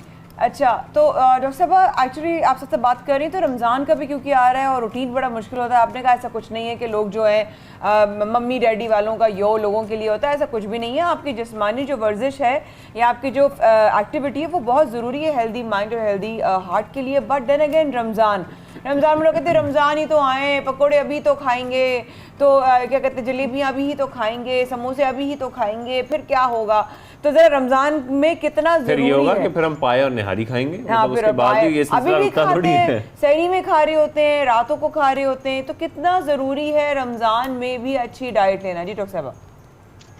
जी, रमजान के इतने ज्यादा बायोमेडिकल बेनिफिट्स हैं। अगर आप अफ्तारी के टाइम सारे मीठा और सब कुछ खा लेंगे, आपको वो बेनिफिट्स मिलेंगे नहीं। अगर आप रोजे हेल्दी डाइट के साथ रखते हैं, यकीन करें, अगर आप प्री डायबिटिक है, 1 महीने में आपका प्री डायबिटीज रिवर्स हो सकता है सही मेन्यू के साथ। ऑन एयर कह रही हूँ, बहुत बड़ी बात है। अगर आप उसको सही तरीके से रखते हैं, वो आपके इंसुलिन और ब्लड शुगर लेवल्स को इतने जबरदस्त तरीके से कंट्रोल करता है। प्लीज अपनी cheat day once in a blue moon करें। आप हर अशरे का एक चीट डे रख लें, जैसे मैं करती हूँ। 10 दिन में आप एक चीट डे कर लें। I know it's human desire, though it's unhealthy, but दिल करता है कि आप उसको खाएं। लेकिन 9 दिन कम से कम गॉड मेड फूड खाएं। अपनी खुराक में हाई ग्लाइसेमिक इंडेक्स फूड रखें, यानी वो खाने रखें।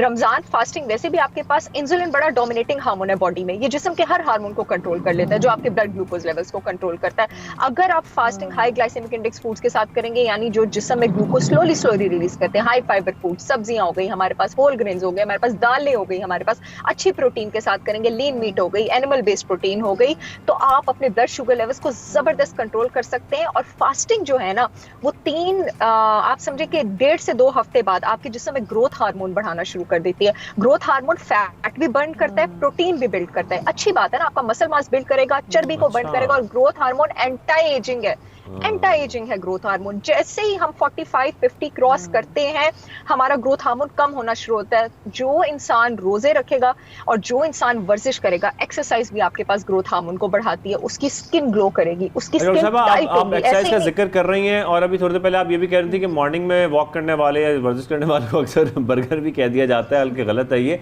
लेकिन आपके ख्याल में सबसे सही वक्त क्या है वॉक करने का या जॉगिंग करने का, एक्सरसाइज करने का? सबसे बेहतरीन वक्त क्या है? मैं हमेशा ये कहती हूँ कि you have to earn your breakfast, you have to win your breakfast. और आप कोई चीज अर्न कैसे करते हैं? जब आप उसके लिए दौड़ लगाते हैं, जब आप उसके लिए मेहनत करते हैं। तो नाश्ते से पहले का जो टाइम होता है वो बेस्ट टाइम होता है एक्सरसाइज करने का। उसका मेडिकल रीजन भी बताती हूँ। सुबह के टाइम ना आपका कॉर्टिसोल लेवल बहुत पीक कर रहा होता है। अल्लाह उसको इसलिए पीक देता है ताकि आपकी अलर्टनेस ऊपर जाए। अब जब कॉर्टिसोल पीक करता है तो ब्लड ग्लूकोज लेवल्स अननेसेसरी जरूरत से ज्यादा बॉडी में राइज होता है। उस टाइम बॉडी में इंसुलिन सर्ज होती है। उसको अगर आपने काबू करना है ना, इंसुलिन सर्ज नहीं होनी चाहिए। तो आप सुबह के टाइम एक्सरसाइज कर ले, वो कॉर्टिसोल और इंसुलिन दोनों को कंट्रोल कर देगा और बॉडी को फैट बर्निंग मोड में डाल देगा। यानी अब मैं जितना खाना खाऊंगी सुबह, अगर मैंने वर्जिश कर ली उसके बाद, जो कि अलग शुक्र। डॉक्टर साहब मुझे आपको बस एक कॉम्प्लीमेंट देना था। यू लुक वेरी ब्यूटीफुल माशाल्लाह। सुबह में आपको देखकर हम फ्रेश हो गए। हम कोशिश करते हैं कि हम फ्रेश नजर आए, लेकिन आज हमें आपसे फ्रेशनेस मिली है। So God bless you and thank you for making our day and everyone's, I am sure. Thank you so much for your time. Doctor sir चालवा हमारे साथ मौजूद थे। बड़ा मजा आया इनसे बात करके। डॉक्टर साहब एक दफा मैं यही पूछूंगा, जो लोग दोपहर को उठते हैं 2 बजे, क्या उनके लिए भी ब्रेकफास्ट से पहले एक्सरसाइज करना जरूरी है या थोड़ी सी ब्रेक लेते हैं? ब्रेक में हम ये सोचते हैं कि क्या करना चाहिए। आप सोचें, मैं इसी टाइम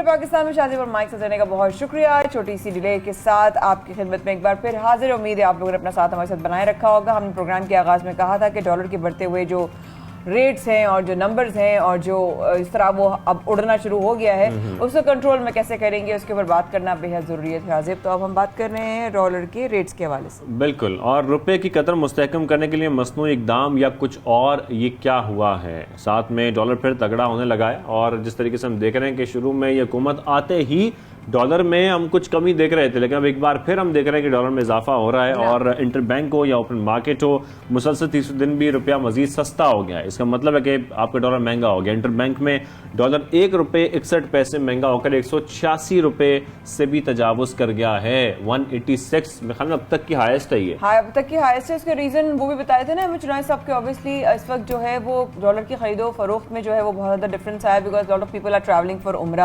उम्रे के लिए भी बहुत सारे लोग जब जा रहे होते हैं, सफर कर रहे होते हैं, तो उम्रे में बहुत सारे लोग गए, वहाँ पे ऑब्वियसली लोड भी है इस वक्त, लोड भी है एग्जैक्टली। तो उस वजह से जो है वो इस तरह का आया। बट लेट्स सी, छोटी छोटी अगर इस तरह की आगे पीछे हो तो फिर भी बर्दाश्त कर सकते हैं, लेकिन अगर मुसलसल होता रहे शाजिब तो उसका असर जो है वो। लेकिन ये हो क्या रहा है, इस पर हम बात करने के लिए हमें ज्वाइन किया है माहिर माशिया डॉक्टर शुजात मुबारक साहब हमारे साथ मौजूद हैं। डॉक्टर साहब गुड मॉर्निंग। अस्सलाम वालेकुम, गुड मॉर्निंग। उम्मीद है आप खैरियत से हैं, ठीक ठाक हैं। डॉक्टर साहब, ये क्या हो रहा है? हम देख रहे हैं नई हुकूमत के आते ही क्या ये मसनूई तौर पर मुस्तहकम किया गया था कि अचानक हम देख रहे थे डॉलर की कुछ कीमत जो है हाँ बेहतर हो रही थी, उसके बाद अब अचानक एक बार फिर जो इजाफा है वो देखा जा रहा है, ये हो क्या रहा है डॉलर के साथ?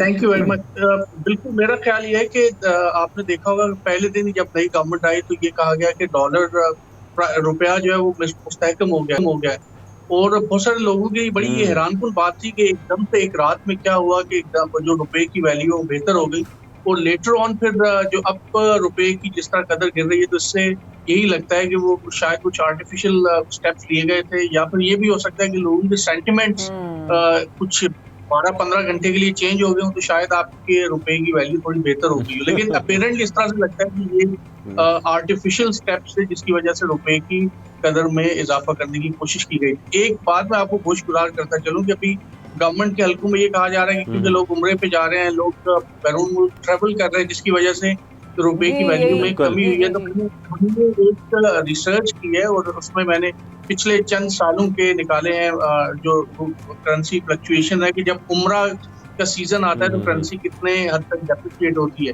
तो उसमें ज्यादा से ज्यादा चंद पैसों का फर्क पड़ता है, क्योंकि हमारे पास इतना मैसिव आउटफ्लो उम्रे की वजह से नहीं होता कि आपका जो डॉलर है रुपया है वो 1 रुपये 2 रुपये 3 रुपये गिर जाए। तो ये ज्यादा 25 पैसे का 30 पैसे का फर्क पड़ता है, और वो भी जब आप फुल ब्लो उम्रे पे आपके लोग जा रहे होते हैं या हज पे लोग जा रहे होते हैं, तो उसके बावजूद भी 25 पैसे का 30 पैसे का या ज्यादा 50 पैसे का फर्क पड़ता है, करेंसी आपकी कम होती है उसकी वैल्यू। तो ये इसका मतलब है जो इस तरह की बात हो रही है तो उस पर कान नहीं धरने चाहिए फिर। जी बिल्कुल। असल में मैं आपको सिंपली बता दूं, पहले मैंने अर्ज किया था कि आपकी इंपोर्ट इस हद तक बढ़ गई है कि आपको इंपोर्ट की पेमेंट करने के लिए ऑटोमेटिकली आपकी करेंसी डिवैल्यू होगी। और आपको हैरानगी होगी कि पिछले चंद महीनों में कितने हजार लग्जरीज गाड़ियां पाकिस्तान में इंपोर्ट हुई हैं, इसके बावजूद कि हम स्ट्रगल कर रहे हैं, वो रुपए की वैल्यू बतदरीज गिरती चली जा रही है। जो आपकी हाई एंड वैल्यू एडेड जो गाड़ियां हैं वो आपके पिछले चंद महीनों में मतलब थाउजेंड्स जो पीसेज है वो इंपोर्ट हुए हैं। और अभी भी आप जाके पोर्ट पे देख लें तो कम से कम लास्ट में फ्राइडे को पोर्ट पे गया था, मुझे कम से कम भी कोई 1,500-2,500 हजार जो लग्जरियस गाड़ियां थी वहां पे खड़ी नजर आई, जो कि ज़ाहिर है कि लोगों ने चंद महीनों में इंपोर्ट की हुई। तो ये जो इंपोर्ट की जो अनप्रेसिडेंटेड इंक्रीज इंपोर्ट है, ये आपकी रुपए की कदर को कम कर रहा है। और उसके साथ साथ आपने देख लिया कि इंटरनेशनल जो ऑयल की प्राइसेस है वो किसी सूरत में कम होती नजर नहीं आती है। ये भी हमारे डॉक्टर साहब, लेकिन मैं आपसे एक चीज समझना चाहता हूँ। अक्सर जिक्र करते हैं कि मसनूई तौर पर रुपए की कदर को बेहतर करना, मुस्तहकम करना, ये मसनूई तरीका होता क्या है? या गवर्नमेंट नहीं आती है तो वो क्या मसनूई तरीका अपनाती हैं कि आपकी जो ओवरऑल डॉलर की जो कीमत होती है उसको मेंटेन कर लिया जाता है या उसको कंट्रोल कर लिया जाता है? देखें, होता ये है कि रुपए की वैल्यू डिपेंड करती है demand and supply of the currency पे। तो कई दफा गवर्नमेंट आर्टिफिशियली रुपए की डिमांड को बढ़ाने के लिए मार्केट में डॉलर को फेंक देती है, कुछ अमाउंट डॉलर की मार्केट में रिलीज करती है। जब आप मार्केट डॉलर में रिलीज करते हैं तो उससे रुपए की डिमांड में कुछ चंद दिनों के लिए, कुछ देर के लिए इजाफा हो जाता है और आपके रुपए की वैल्यू बेहतर हो जाती है। लेकिन ये मैं आपको अर्ज कर दूं कि दुनिया में जो सबसे डर्टी तरीका किसी भी मुल्क की करेंसी को मेंटेन करने का होता है वो यही होता है, और इससे डायरेक्टली आपके फॉरेन रिजर्व्स के ऊपर असर पड़ता है। आप जैसे जैसे रुपए को मार्केट में फेंकेंगे, पहले भी चंद साल पहले जो पिछली गवर्नमेंट थी, यानी कि 5 साल से पिछली गवर्नमेंट में यही किया गया था कि रुपए को 100 रुपीज पे रखने के लिए डॉलर के अगेंस्ट कोई $1 बिलियन से ज्यादा जो अमाउंट थी वो मार्केट में फेंकी गई, जिसकी वजह से रुपए की आर्टिफिशियल डिमांड में इजाफा हुआ और वो वैल्यू वहां पे स्टेबल रही। और आपने देखा होगा कि जैसे ही वो हुकूमत गई तो रुपए की वैल्यू को उसकी डिवैल्यूएशन ही वो एकदम से गिर के धड़ाम से 100 रुपीज से वो कहीं पे 150। तो डॉक्टर साहब, अब हम क्या एक्सपेक्ट करें? हुकूमत तो तब्दील हो गई है और नई हुकूमत आने के बाद हमने देखा है कि एक बार फिर अब इजाफा हो रहा है और 186 रुपए में चला गया है, उससे भी ज्यादा बढ़ गया है ये डॉलर। आने वाला वक्त आप कैसा देख रहे हैं? 2022 में ये क्या कुछ बेहतरी आ सकेगी रुपए की कदर में, या फिर डॉलर ऐसे ही बढ़ता रहेगा ये पूरा साल? देखिए, अभी तो अगले चंद 2-3 महीनों में तो कोई ऐसा इम्कान नहीं है। और मैं आपको ये भी गोशगुजार कर दूं कि चंद महीने पहले मेरे ख्याल में मार्च में मेरी मिफ्ता इस्माइल साहब से मुलाकात हुई थी। उस वक्त इतना उनको अंदाजा नहीं था कि शायद PMLN भी गवर्नमेंट में आ जाए।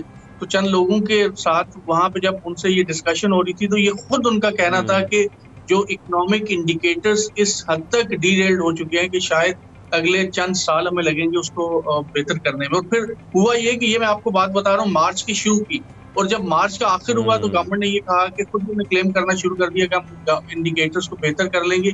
और अब जब वो गवर्नमेंट में आए हैं तो फिर वही बात दोहरा रहे हैं कि हमारे लिए बड़ा मुश्किल होगा महंगाई को कंट्रोल करना, रुपए की कदर को बढ़ाना, क्योंकि इकोनॉमिक इंडिकेटर्स जो है बहुत वर्स्ट परफॉर्म कर रहे हैं। और मेरा ख्याल ये है कि किसी हद तक सही भी है कि अभी जो मौजूदा इकोनॉमिक का सिचुएशन नजर आ रही है, इसको देखते हुए आइंदा के जो चंद महीने होंगे वो बहुत मुश्किल होंगे पाकिस्तान की इकोनॉमी के लिए।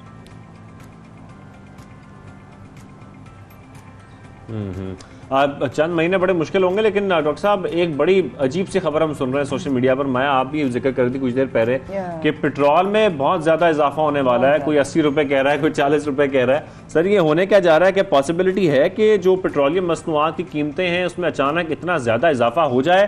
क्या IMF की नई शराइत इस किस्म की हो सकती है या क्या हो सकता है? देखिए, मैंने आप ही के प्रोग्राम में कहा था कि शायद पेट्रोलियम प्राइसेस जो है वो 20 रुपए तक बढ़ जाए। ये 1 महीने पहले की बात है। अब पेट्रोलियम प्राइसेस को रिवाइज नहीं किया गया और अब सूरत हाल ये है कि वो पाइल अप होती चली जा रही है, इंटरनेशनल प्राइसेस भी कम नहीं हो पा रही। तो मेरा ख्याल ये है कि अगर 50 रुपए नहीं तो कम से कम 30 रुपए 35 रुपए गवर्नमेंट इजाफा करेगी। अगर ये इजाफा नहीं करेंगे तो अगेन आपका फिस्कल डेफिसिट खुद बढ़ जाएगा, स्पाइरल आउट हो जाएगा और आइंदा आने वाले चंद महीनों में मजीद मुश्किलात हो सकती हैं। तो मेरा ख्याल ये है कि गवर्नमेंट को जितनी भी मतलब अब क्या करें, ये रिकमेंडेशन तो देनी पड़ेगी, लेकिन गवर्नमेंट को अब प्राइसेस को बहुत ज्यादा होल्ड नहीं करना चाहिए और मेरे ख्याल में कर भी नहीं पाएंगे। और शायद आइंदा चंद हफ्तों में पेट्रोलियम की प्राइसेस 20 से 30 रुपए इजाफा उसमें हो जाए।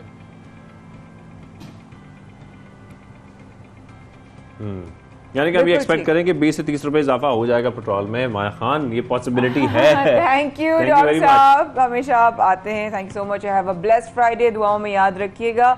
और बढ़ते हुए लम्हात हैं, ऑब्वियसली तीसरा जुमा है रमजान का, तो कुछ अच्छी और बातें हो जाएं। अच्छी बातें मतलब यहाँ पे पेट्रोल 20 रुपए 30 रुपए बढ़ने जा रहा है, उसके बाद अब अच्छी बातें हो जाएं। अब अच्छी बातें मैं झटके कवर करना चाह रही हूँ। मैं ना कवर इसलिए करना चाह रही हूँ बिकॉज मैं मुसलसल सुन रही हूँ महंगाई की बात, फिर मैं सुनती हूँ जितना पेट्रोल की कीमतों में इजाफा हो रहा है, फिर मैं देखती हूँ डॉलर बढ़ रहा है, फिर मैं देखती हूँ कि यार मैं इन सारे सिनेरियो में अच्छा क्या हो रहा है, इन सारे चैलेंजेस में क्या ऐसी चीज़ है जो शायद हमें कहीं ना कहीं तस्कीन पहुँचाए, ऐसी कौन सी चीज़ें जो हमें राहत पहुँचाए, ऐसी कौन सी चीज़ें जो हमारे लिए इस सफ़र और आने वाले सफ़र को जो है आसान कर दे। मैं कहती हूँ अच्छी बात करना भी जो है वो आपके लिए एक नेकी में शामिल हो जाता है। तो आज एक और अच्छी बात करते हैं। आपसे पहले भी मुलाकात आपकी हो चुकी है और एक दफ़ा फिर जो है हम आपकी मुलाकात करवाते हैं। तस्कीन फाउंडेशन से हमारे साथ हमें ज्वाइन किया है तस्कीन हेल्थ इनिशिएटिव से डॉक्टर तहा साबरी साहब ने। अस्सलाम वालेकुम डॉक्टर साहब, कैसे हैं आप? ठीक हैं?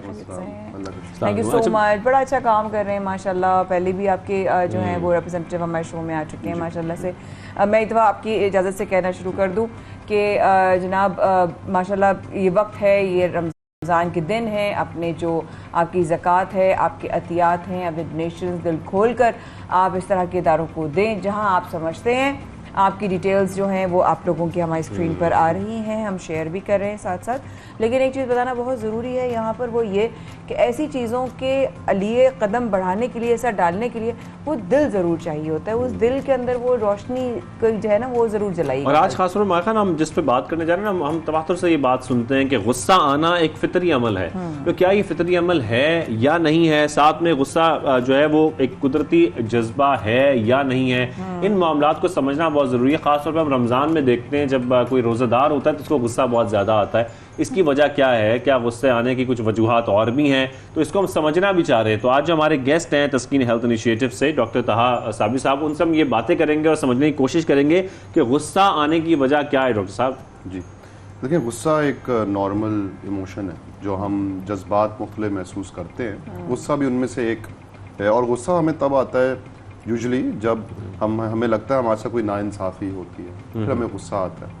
और गुस्सा महसूस करना एक हेल्दी चीज़ भी है, बिकॉज गुस्सा कभी कभी क्या करता है कि आपको मोटिवेट करता है एक्शन लेने के लिए। मसलन कि अगर आप कुछ नाइंसाफ़ी देखते हैं माशरे में, तो जब गुस्सा आता है उसके खिलाफ, तो उससे फिर आपको एक मोटिवेशन मिलती है कि आप उसके खिलाफ खड़े हों या कोई एक्शन लें उसको सही करने के लिए, राइट। लेकिन कभी कभी इस तरह भी होता है कि जब हमें गुस्सा महसूस होता है और वजूहात की वजह से भी, मसलन एक जो बहुत कॉमन वजूहात होती है और रमज़ान में लोग एक्सपीरियंस करते हैं, होता है जब खून में शुगर की कमी हो जाती है, हाइपोग्लाइसीमिया जिसको कहते हैं। ठीक। तो उसमें क्या होता है, कुछ लोग होते हैं कि जब उन्होंने रोज़ा रखा होता है, जब इतना खाया नहीं होता, जब शाम तक भूख लगनी शुरू होती है, तो उनको फिर गुस्सा आना शुरू हो जाता है, थोड़ी चिड़चिड़ापन होना शुरू हो जाता है। और अक्सर फिर ये निकलता है, हम देखते हैं सड़क पे सबसे कॉमनली, ट्रैफिक में और सिग्नल्स पे हर जगह हम देख रहे होते हैं। और ये भी एक तरह से ना मेरी नज़र में ये एक तरह से इम्तिहान है। ये रमज़ान का मकसद ही ये है रोज़े का कि हमें सिखाएं अपने बारे में सेल्फ कंट्रोल कितना है और फिर मुश्किल वक्त में हम किस तरीके से बिहेव करते हैं। लेकिन डॉक्टर साहब, सबसे ज़्यादा जो गुस्सा आता है, रमज़ान की आप बात कर रहे हैं, सबसे ज़्यादा गुस्सा आता है तो हम सड़क पे देख रहे होते हैं कि एक गाड़ी लग गई, दूसरी की नहीं भी लगी हो, खाली मतलब करीब भी हो, तो वो एक उतरेगा, दूसरा उसके ऊपर आस्तीन चढ़ा के चढ़ जाएगा, या कभी बस वाले लड़ रहे होंगे, या कभी कोई सड़क पर कोई बदतमीजी कर रहा होगा। तो मुझे ये समझ नहीं आता कि रमज़ान में इतना इस कार्य खैर में दिमाग क्यों लग जाता है। मतलब उनकी नज़र में वो बहुत नेक काम कर रहे होंगे शायद, इसलिए करना बड़ा ज़रूरी है। इजी चॉइस है, फौरन जाते हैं ऑप्शन कि भाई और तो कुछ कर नहीं सकते। अच्छी बात करने के लिए एफर्ट लगता है, गुस्सा करने के लिए एफर्ट नहीं लगता, लेकिन जबकि गुस्सा के लिए बहुत एफर्ट लगता है। क्यों? दो दिन पहलू है कि तो रमज़ान में ज़्यादातर लोग को भूख लग रही होती है, वो भी एस्पेक्ट है। फिर अनफॉर्चुनेटली एक उसको हम कहते हैं कि मर्दानगी का मुजाहरा। हाँ, मैं तो उसमें दिखा था कि जब एक गुस्सा वाला मर्द, एक फौजी मर्द, वो एक असल मर्द होता है। मतलब दिखाने के लिए कि मैं स्ट्रांग हूँ। अगर आप उसको फॉरगिव कर देंगे, माफ कर देंगे, तो फिर आप कमजोर साबित होंगे। तो ये भी अनफॉर्चुनेटली एक हमारी साइकोलॉजिकल, कल्चरल, एक सकाफी मसला है। लेकिन दिमागी सेहत से ताल्लुक है गुस्से का। बिल्कुल। अगर हमारी जहनी कैफियत मुतासर होती है, जब हम टेंशन की कैफियत में होते हैं, तो गुस्सा ज़्यादा आता है, चिड़चिड़ापन ज़्यादा होता है। और अक्सर सबसे जो आम तरीका है अपनी टेंशन को कम करने का वो है दूसरों पे गुस्सा निकालना। अगर बॉस है तो फिर निकालेगा एम्प्लॉय पे, अगर बाप है निकालेगा बच्चों पे या माँ पे, फिर माँ, तो इस तरह करके ना एक साइकिल बन जाती है।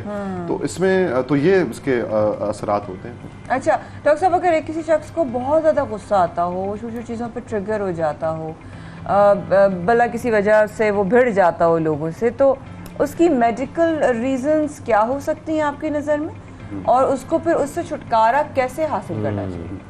सबसे जो कॉमन वजह यही होती है कि उनको टेंशन से मुकाबले करने के तरीक़ेकार नहीं आते, प्रोसीजर्स नहीं है, तो मतलब कि सेहतमंद तरीके नहीं है टेंशन से निपटने के। और अक्सर ये भी होता है कि टेंशन या स्ट्रेस इतना ज़्यादा बिल्डअप हो जाता है कि वो फिर उसको मनफी तरीक़ों से निकालते हैं। तो सबसे पहले तो ये पहचानना है कि जो मुझे गुस्सा आ रहा है ये गलत है, सही, मतलब कि ये जिस तरीके से होता है, ऐसे लोग हैं कि वो कहते हैं कि नहीं मुझे गुस्सा आता है और नहीं आना चाहिए, मगर मुझे समझ नहीं आता मैं कंट्रोल कैसे करूं। सबसे पहले तो ये कि आप देखेंगे कुछ तो अगर गुस्सा आना शुरू हुआ है तो एक आध वर्जिश होती है जो आप कर सकते हैं। एक तो ये है कि हम जिसको कहते हैं कि रिस्पॉन्ड डोंट रिएक्ट, के फौरन उस पर अमल नहीं करना, थोड़ा इंतजार करना है। और फिर अगर पहली बात तो जहाँ अगर गुस्सा आ रहा है वहां से आप चले जाएं, बिल्कुल ऐसे ही ठंडा पानी पिए, पानी पीते हुए 10 तक गिने।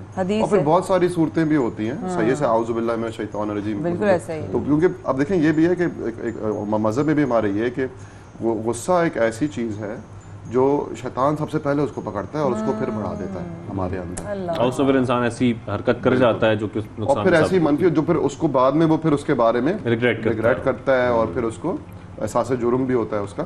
तो बेहतर है कि उस वक्त हम उस जगह से चले जाएं 10 तक गिने, या फिर और इसमें हमारे पास कुछ एक वर्जिश वगैरह भी होती है, सांस की वर्जिश। उससे फिर क्या होता है कि जब गुस्सा में आता है तो हम बेहतर ज़्यादा कंट्रोल में उसको कर सकते हैं। तो उसमें क्या है वो ब्रीदिंग क्या है? सिंपल सी वर्जिश है, अब आराम से बैठें जहाँ भी आप हों, सुकून से, सही, अपने फिर अपनी तवज्जो अपनी सांस पे ले आए और लंबी गहरी सांसें लेना शुरू कर दें। और अगर जहन में कोई भी ख्याल आए, कोई मसला नहीं, तवज्जो वापस सांस पे ले आए, लंबी गहरी सांसें लेते रहें।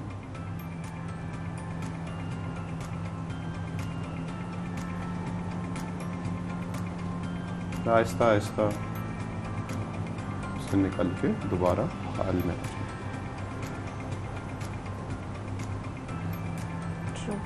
इसको 2 से 3 मिनट के लिए करें हर दिन, होल्ड करें, बस सांस लेते रहें, बस डीप ब्रेथ्स होते हैं, डीप ब्रेथ्स लेते रहें। और कोशिश करेंगे आप अपनी तवज्जो, क्योंकि हमारा मसला ये होता है हमारी तवज्जो ना अक्सर हमारे कंट्रोल में नहीं होती, वो टेंशन्स में लगी होती है, बिजली की बिल पे जा रही होती है, कभी शौहर या बीवी के बात पे जा रही होती है, कभी बच्चों की, कभी एडिट में फंसी होती है, कभी से फंसी होती है। तो इस वजह से क्या होता है कि ये हमें अपने जहन का मास्टर बनाने में मदद करती है। हम अपने ख्यालात को कंट्रोल कर सकते हैं और फिर हम अपने गुस्से को भी कंट्रोल कर सकते हैं, अपनी मायूसी को भी कंट्रोल कर सकते हैं इस वर्जिश के। अच्छा, आजकल खास तौर पे मैंने नोटिस किया है, हो सकता है कि गलत भी हो, कि आजकल बच्चे बड़े एग्रेसिव होते जा रहे हैं, और टीन एज में और उससे भी यंग एज में हम 6-7 साल के बच्चों को देखते हैं। पहले मुझे याद है कि बच्चे बड़े पोलाइट रहते थे, बड़े प्यार मोहब्बत से चलते रहे, लेकिन आजकल बच्चों में बहुत एग्रेशन देखा जा रहा है। इसकी क्या वजह है, कोई खास वजह है?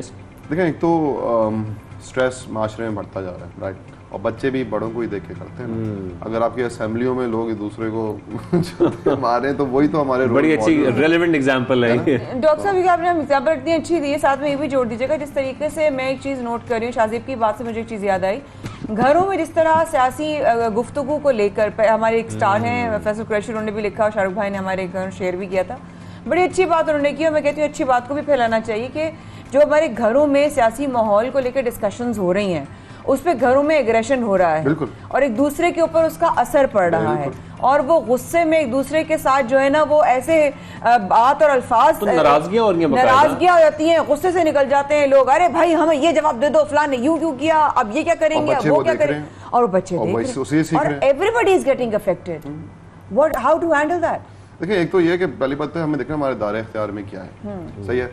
सियासी बातें करके मुल्क का निज़ाम बदलने वाला है, पता नहीं, शायद बदले, मुझे तो मुश्किल लगता है कि ड्राइंग रूम पॉलिटिक्स से कुछ फर्क पड़ेगा। तो हमें ये देखना है कि एक तो हम, क्योंकि ऑफ कोर्स देखें मुल्क के निज़ाम भी ऐसे हैं कि सब इफेक्ट हो रहे हैं, सब इफेक्ट हो रहे हैं, लेकिन हमें ये देखना है कि हमारे दायरे इख्तियार में क्या है, सही, और हमें उस पर फोकस करना है। अगर हम मैक्रो सोचेंगे, अगर हम उस तरह सोचेंगे तो हम लोग ऑफ कोर्स फ्रस्ट्रेट होंगे, गुस्सा आएगा और फिर वो हमारे ताल्लुकात में निकलेगा, हमारे बच्चों पे भी इम्पैक्ट करेगा। तो हमें देखना चाहिए सही है जो मुल्क में हो रहा है, और हमारा जो इख्तियार में है कि जब वोटिंग का टाइम हम आगे वोट दे दें, लेकिन उससे पहले हम अब क्या कर सकते हैं, और ये बहुत जरूरी है कि हमें गुफ्तगू करनी भी है तो हम एक महज़ब तरीके से करें, और फिर बच्चों के सामने करने की क्या जरूरत है, क्या अवॉइड करें। और अगर आप एक कमरे से, हमारे 40% लोग जो है एक कमरों में रहते हैं और अगर इस तरह के हालात है तो आप ना देखें, अवॉइड करें बच्चों के सामने, और अगर कर रही है तो प्रोडक्टिव डिस्कशन करें, अपना इंडिविजुअली जो आपकी जिम्मेदारी है वो निभाएं। Thank you very much. Doctor साहब हमारे साथ मौजूद है, साबिर साहब, और जिस तरीके से हम डिस्कस कर रहे थे कि गुस्सा क्यों आता है, कंट्रोल कैसे किया जा सकता है, एक्सरसाइज भी उन्होंने एक बताई है, उसको भी आप लोग प्रैक्टिस कर सकते हैं,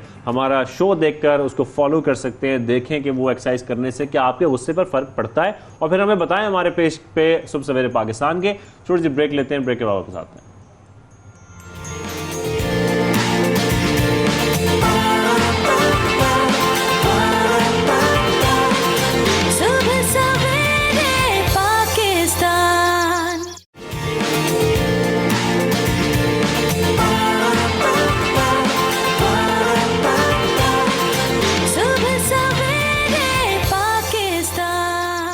सुबह सवेरे पाकिस्तान में एक बार फिर हमारे साथ रहने का बहुत शुक्रिया शाहजेब ने। और मैंने प्रोग्राम के शुरू में जब आप हमारे साथ थे ना, जब हमने एक जिक्र किया था, हमने बात की थी लोड शेडिंग के हवाले से। शाहजेब ने मुझसे सवाल किया आपके घर में लाइट जा रही है, हमने कहा बिल्कुल जा रही है। रमजान में जा रही है, बिल्कुल जा रही है, रमजान के पहले रोजे से जा रही है और कई दफा जा रही है। और कराची की अगर बात करें तो 12-12 घंटे की लोड शेडिंग जो है वो रिकॉर्ड में आई है। बिल्कुल मुख्तलिफ इलाकों में लोड शेडिंग हो रही है, गैर लानी लोड शेडिंग हो रही है, लोग शदीद परेशान हैं। परेशान क्यों हैं? क्योंकि रमजान चल रहा है। रमजान में जब इफ्तार और सहर के औकात में लोड शेडिंग होगी तो शदीद परेशानी लोगों को होगी। तो कम अज़ कम हमारी भी आप लोगों से अपील है, जो लोग सुन रहे हैं, कि काइंडली कम अज़ कम इफ्तार और सहर के वक्त में, और वो भी इतनी गर्मी में जब लोड शेडिंग होगी तो लोग इफ्तारी की तैयारी कैसे करेंगे, रोज़े कैसे रखेंगे, रोज़ा गुजारेंगे कैसे, बड़ा मुश्किल हो जाएगा सब कुछ, और मुश्किल हो रहा है।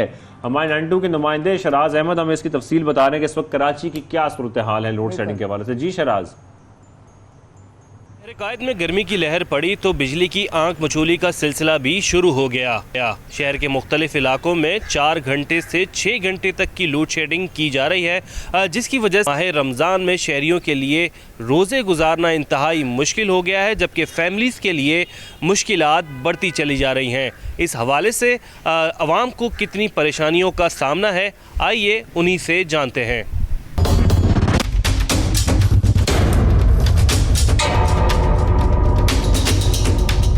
शहरी में लाइट होती है ना, कभी अफ्तारी में लाइट होती है, 2-2, 3-3 घंटे की लोड शेडिंग होती है।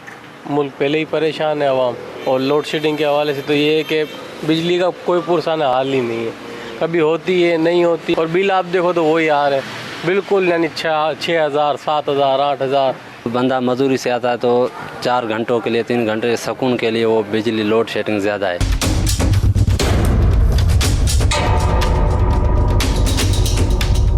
शदीद गर्मी में इजाफी लोड शेडिंग ने शहरियों की मुश्किलात मज़ीद बढ़ा दी हैं। इलाकों की बात की जाए तो मलीर, कालाबोट, कोरंगी, नाज़माबाद, नॉर्थ नाज़माबाद, सरजानी, गार्डन, सदर और इसके इतराफ़ के इलाकों में इजाफी लोड शेडिंग का सिलसिला जारी है, जिसने शहरियों की मुश्किलात मज़ीद बढ़ा दी हैं। बच्चे परेशान होते, छोटे छोटे कमरे हैं तो गुजारा तो नहीं ना होता, ना हम लोग UPS लगा सकते ना जनरेटर, मजदूर लोग हैं। हमारे बच्चे सबसे ज़्यादा परेशान होते हैं लोड शेडिंग में।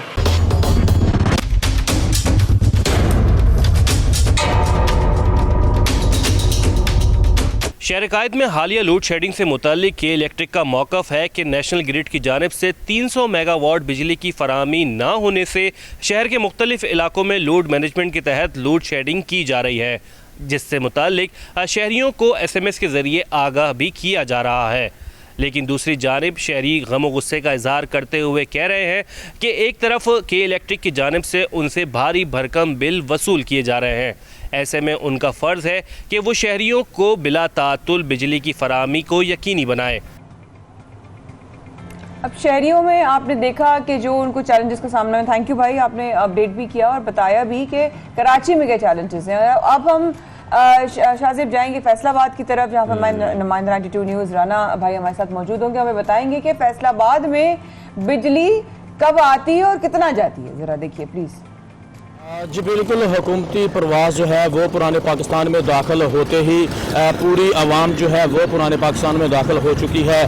बिजली की गैर आलानिया लोड शेडिंग जो है वो साबका अदवार की तरह फिर से शुरू हो चुकी है। मैं इस वक्त मौजूद हूँ जड़ावाला में और यहाँ पर अगर फेस्को और लेस्को की लोड शेडिंग की बात की जाए तो लोड शेडिंग जो है वो इस कदर बढ़ चुकी है कि 8 से 10 घंटे तक बिजली की लोड शेडिंग का दुरानिया जो है वो बढ़ चुका है। इस हवाले से अगर रोज़ेदारों की बात की जाए तो माह रमज़ान का सिलसिला जारी है। रोज़ेदार जो हैं वो शदीद परेशान दिखाई देते हैं।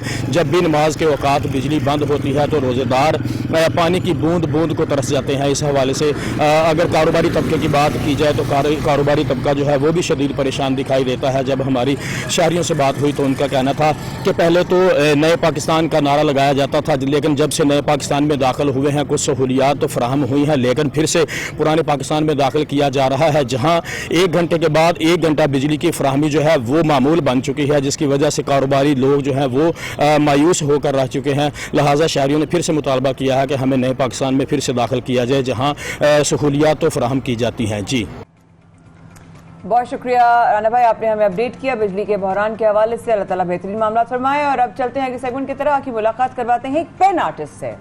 और पेन आर्टिस्ट हम देखते हैं, ये इनका जो नाम है वो रूफी आजमी है और बॉल पेन से मुख्तलिफ किस्म की तस्वीर बनाना ये बड़ा मुश्किल काम होता है, लेकिन ये कैसे बनाते हैं इनसे गुफ्तगू की गई है खुसूसी तौर पर, वो आपको दिखाते हैं।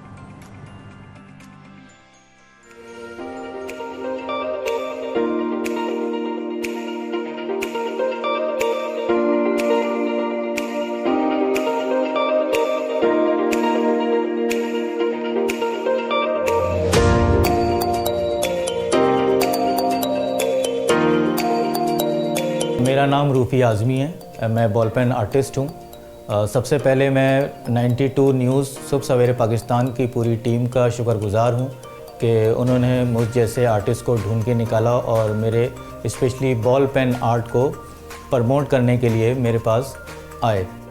मेरा ताल्लुक़ एक शायर घराने से है। मेरा भाई, मेरे कज़न्स सब शायर हैं और स्पेशली मेरे चचा डॉक्टर रेहान आज़मी साहब जो कि एक बहुत मशहूर शायर हैं, उनका आर्ट वर्क भी बहुत अच्छा था। तो वो एक दिन आर्ट वर्क बना रहे थे तो उनके काम को देखते हुए मुझ में भी एक थोड़ी सी जुस्तजू हुई कि मैं भी कुछ ऐसे ही काम करूं, और मैंने पेंसिल उठाई और काम करना शुरू किया। अपने चचा का ही एक स्केच मैंने उनकी किताब रेहाने रसा का बनाया था जो कि सोशल मीडिया पे और इंटरनेशनली बहुत ज़्यादा वायरल हुआ था। मैं बचपन से आर्ट वर्क कर रहा हूँ, पेंसिल स्केच आर्टिस्ट हूँ, या आप कह सकते हैं कि मैं गॉड गिफ्टेड आर्टिस्ट हूँ, और कहीं से मैंने आर्ट वर्क नहीं सीखा है। काम करते करते और डिफरेंट मशहूर आर्टिस्टों के साथ बैठकर उनके काम को देखकर सीखा किया। चंद सालों पहले बॉल पेन आर्टिस्ट एक मेरे पास यूट्यूब पे मुझे नज़र आए और मैं उनके काम से बहुत ज़्यादा इंस्पायर हुआ। मैंने और बॉल पेन काम को सर्च किया तो यूरोप और इंडिया में बॉल पेन का काम बहुत ज़्यादा हो रहा है। फिर पाकिस्तान में हमने नज़र दौड़ाई तो देखा कि पाकिस्तान में कोई सीनियर बॉल पेन आर्टिस्ट नज़र नहीं आ रहा था। तो इस चीज़ को जहन में रखते हुए कि हम भी पाकिस्तान की नुमाइंदगी बॉल पेन आर्ट में करें।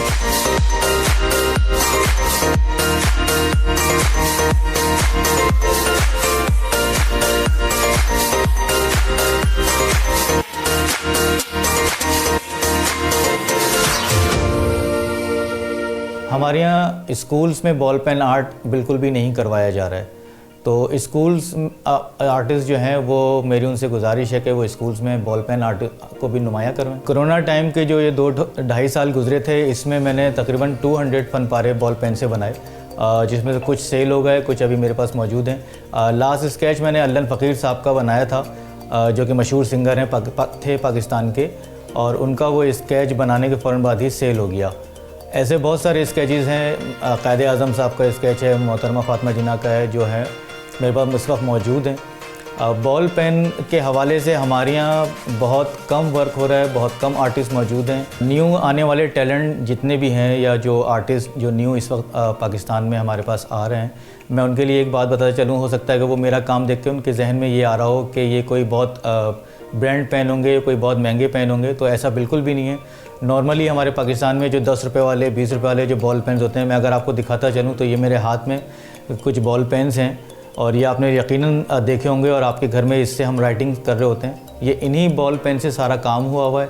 सिर्फ हमारे अंदर अगर जुस्तजू है, हमारे अंदर काम करने की सलाहियत है, तो हम इन पेन को यूज़ करके बेहतरीन से बेहतरीन काम कर सकते हैं। जब मैं काम करने बैठता हूँ, सबसे पहले मशहूर आर्टिस्ट, मेरे फेवरेट आर्टिस्ट में इकबाल मेहंदी साहब, पेन आर्टिस्ट तनवीर फारूकी साहब, गुलजी साहब, ये सारे आर्टिस्ट मेरे फेवरेट हैं। मैं इनके काम को देखता हूँ और फिर अपने रेफरेंस उठाकर मैं उनके काम से इंस्पायर होकर बॉल पेन में उनके काम को कन्वर्ट करके कोशिश करता हूँ कि करूँ। काम आप करना स्टार्ट करें और जितनी ज़्यादा प्रैक्टिस करेंगे उतना ज़्यादा आपका काम बेहतर से बेहतर होता जाएगा। मैं आज अगर अपने फर्स्ट स्केच को देखता हूँ और लास्ट स्केच को देखता हूँ तो उसमें ज़मीन आसमान का फ़र्क होता है। मैंने डिफरेंट इदारों में, डिफरेंट स्कूल्स में वर्कशॉप देना स्टार्ट किए और अब उसमें बॉल पेन के हवाले से, क्योंकि एक यूनिक वर्क है, तो स्टूडेंट्स उसको ज़्यादा से ज़्यादा करने की कोशिश कर रहे हैं और उसमें मुझसे रब्ता भी कर रहे हैं कि उनको बॉल पेन सिखाया जाए। तो मैं उनको बॉल पेन सिखा रहा हूँ। तो जूनियर आर्टिस्ट इस वक्त जो न्यूज़ में आ रहे हैं, बॉल पेन बहुत सारे इस वक्त हमारे यहाँ मौजूद हैं। पाकिस्तान में एक ये बड़ा अलमिया है कि हमारे यहाँ आर्ट और आर्टिस्ट दोनों की कदर नहीं की जाती। मैंने ज़ाती तौर पर ऐसे भी कुछ सीनियर आर्टिस्ट को देखा जिनका आर्ट वर्क बहुत ज़्यादा बेहतरीन और बहुत ज़्यादा ज़बरदस्त और हाई लेवल का काम था, लेकिन वो अब अपना काम छोड़ के बैठे हुए हैं क्योंकि ना उनकी पेंटिंग सेल हो रही, ना उनकी पेंटिंग्स को कोई पजीराई मिल रही, ना हुकूमती सतह पे पजीराई मिल रही है, ना ही हमारे यहाँ अवामी सतह पे उसको पजीराई मिल रही, क्योंकि हमारे यहाँ आर्ट को बहुत ज़्यादा प्रमोट नहीं किया जा रहा होता जिस तरह दूसरे ममालिक में आर्ट की प्रमोशन की जा रही होती है। ये चीज़ सोचकर हमारे यहाँ जो न्यू जनरेशन आर्ट में आ रही है वो थोड़ा सा घबरा रही होती है कि हम आर्ट के शोबे में जाएँ या ना जाएँ, हम इसको प्रोफेशनली करें या ना करें। तो मेरा उन न्यू जनरेशन से ये कि आप अपने अंदर के टैलेंट को ना मारिए, आप ज़रूर आर्ट में आएँ और हम और आप मिलकर पाकिस्तान में आर्ट को प्रमोट करते हैं।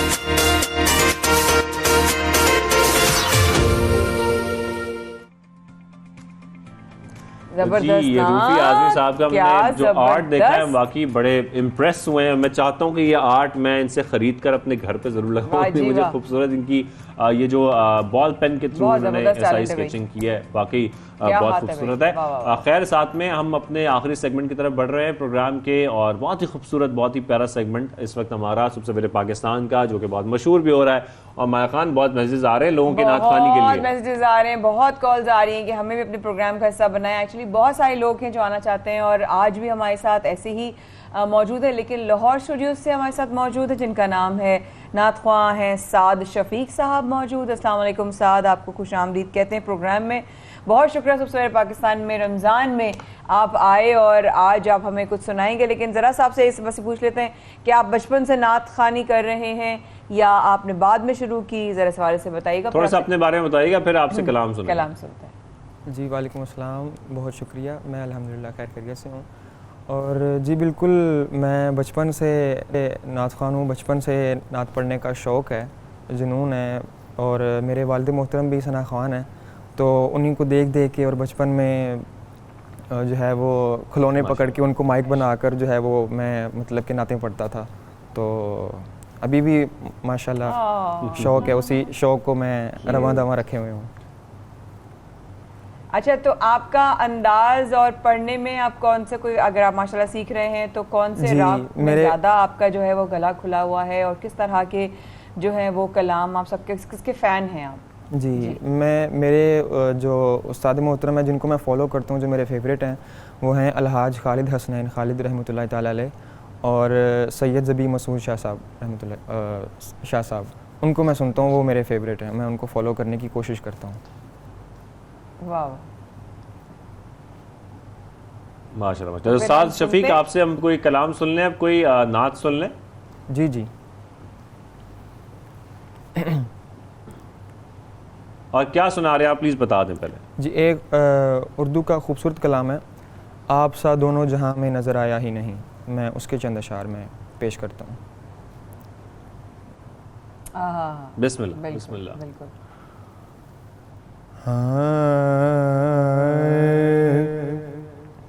आप सा दोनों जहां में नजर आया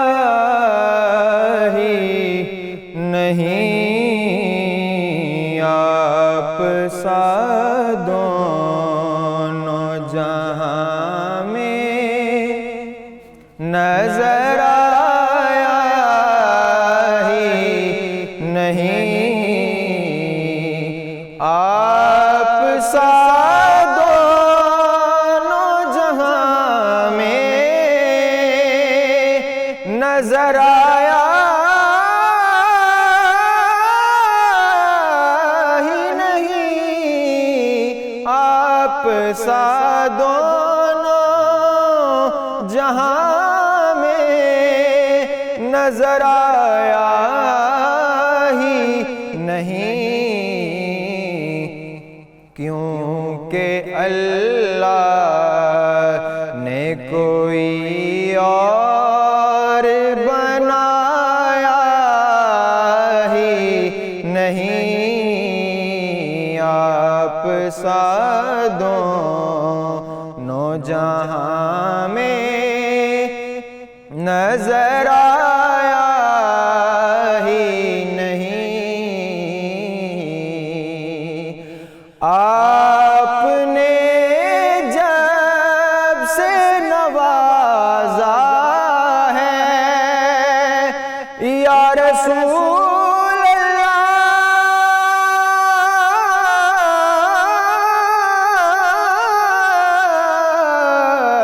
आपने जब से नवाजा है या रसूल अल्लाह,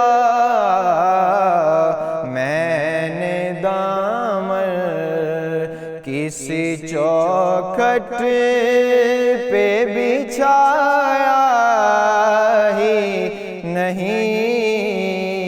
आप सा दोनों जहां में नजर आया ही नहीं।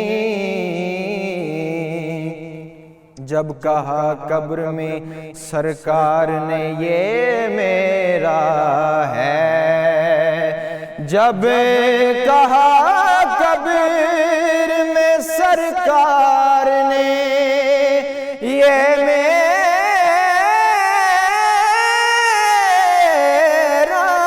है, जब कहा कब्र में सरकार ने ये मेरा है, फिर नकीरों ने मुझे हाथ लगाया ही नहीं। आप सा दोनों जहां में नजर आया ही नहीं, क्योंकि अल्लाह ने कोई और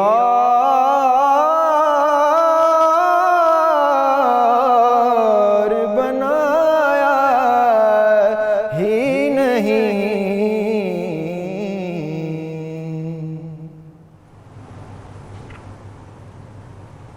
माशाल्लाह माशाल्लाह, बहुत शुक्रिया साद, बहुत बहुत शुक्रिया। बस एक छोटी सी आपको एक तलकीन करना चाहूँगी कि अभी आपकी जो आवाज़ की स्केल है उसी पर आप माशाल्लाह, आपकी आवाज़ बहुत प्यारी है, उसी पर पढ़ें।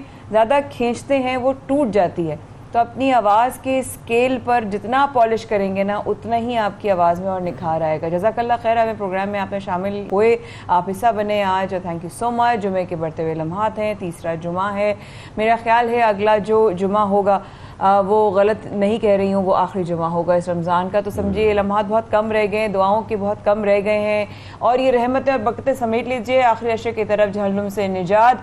अल्लाहुम्मा अज्जना मिनन नार, अल्लाह पाक सबके लिए आसानियाँ करे, और शाहज़ेब लोगों की सबसे दुआओं की दरख्वास्त करते हुए अल्लाह बिल्कुल अल्लाह हाफ़िज़ आपको कहते हैं, और इंशाअल्लाह मुलाकात होगी अब आपसे पीर के दिन एक नए प्रोग्राम के साथ सुबह सवेरे पाकिस्तान के। जब तक के लिए इजाज़त दीजिए मुझे, अमाया खान को। अल्लाह हाफ़िज़।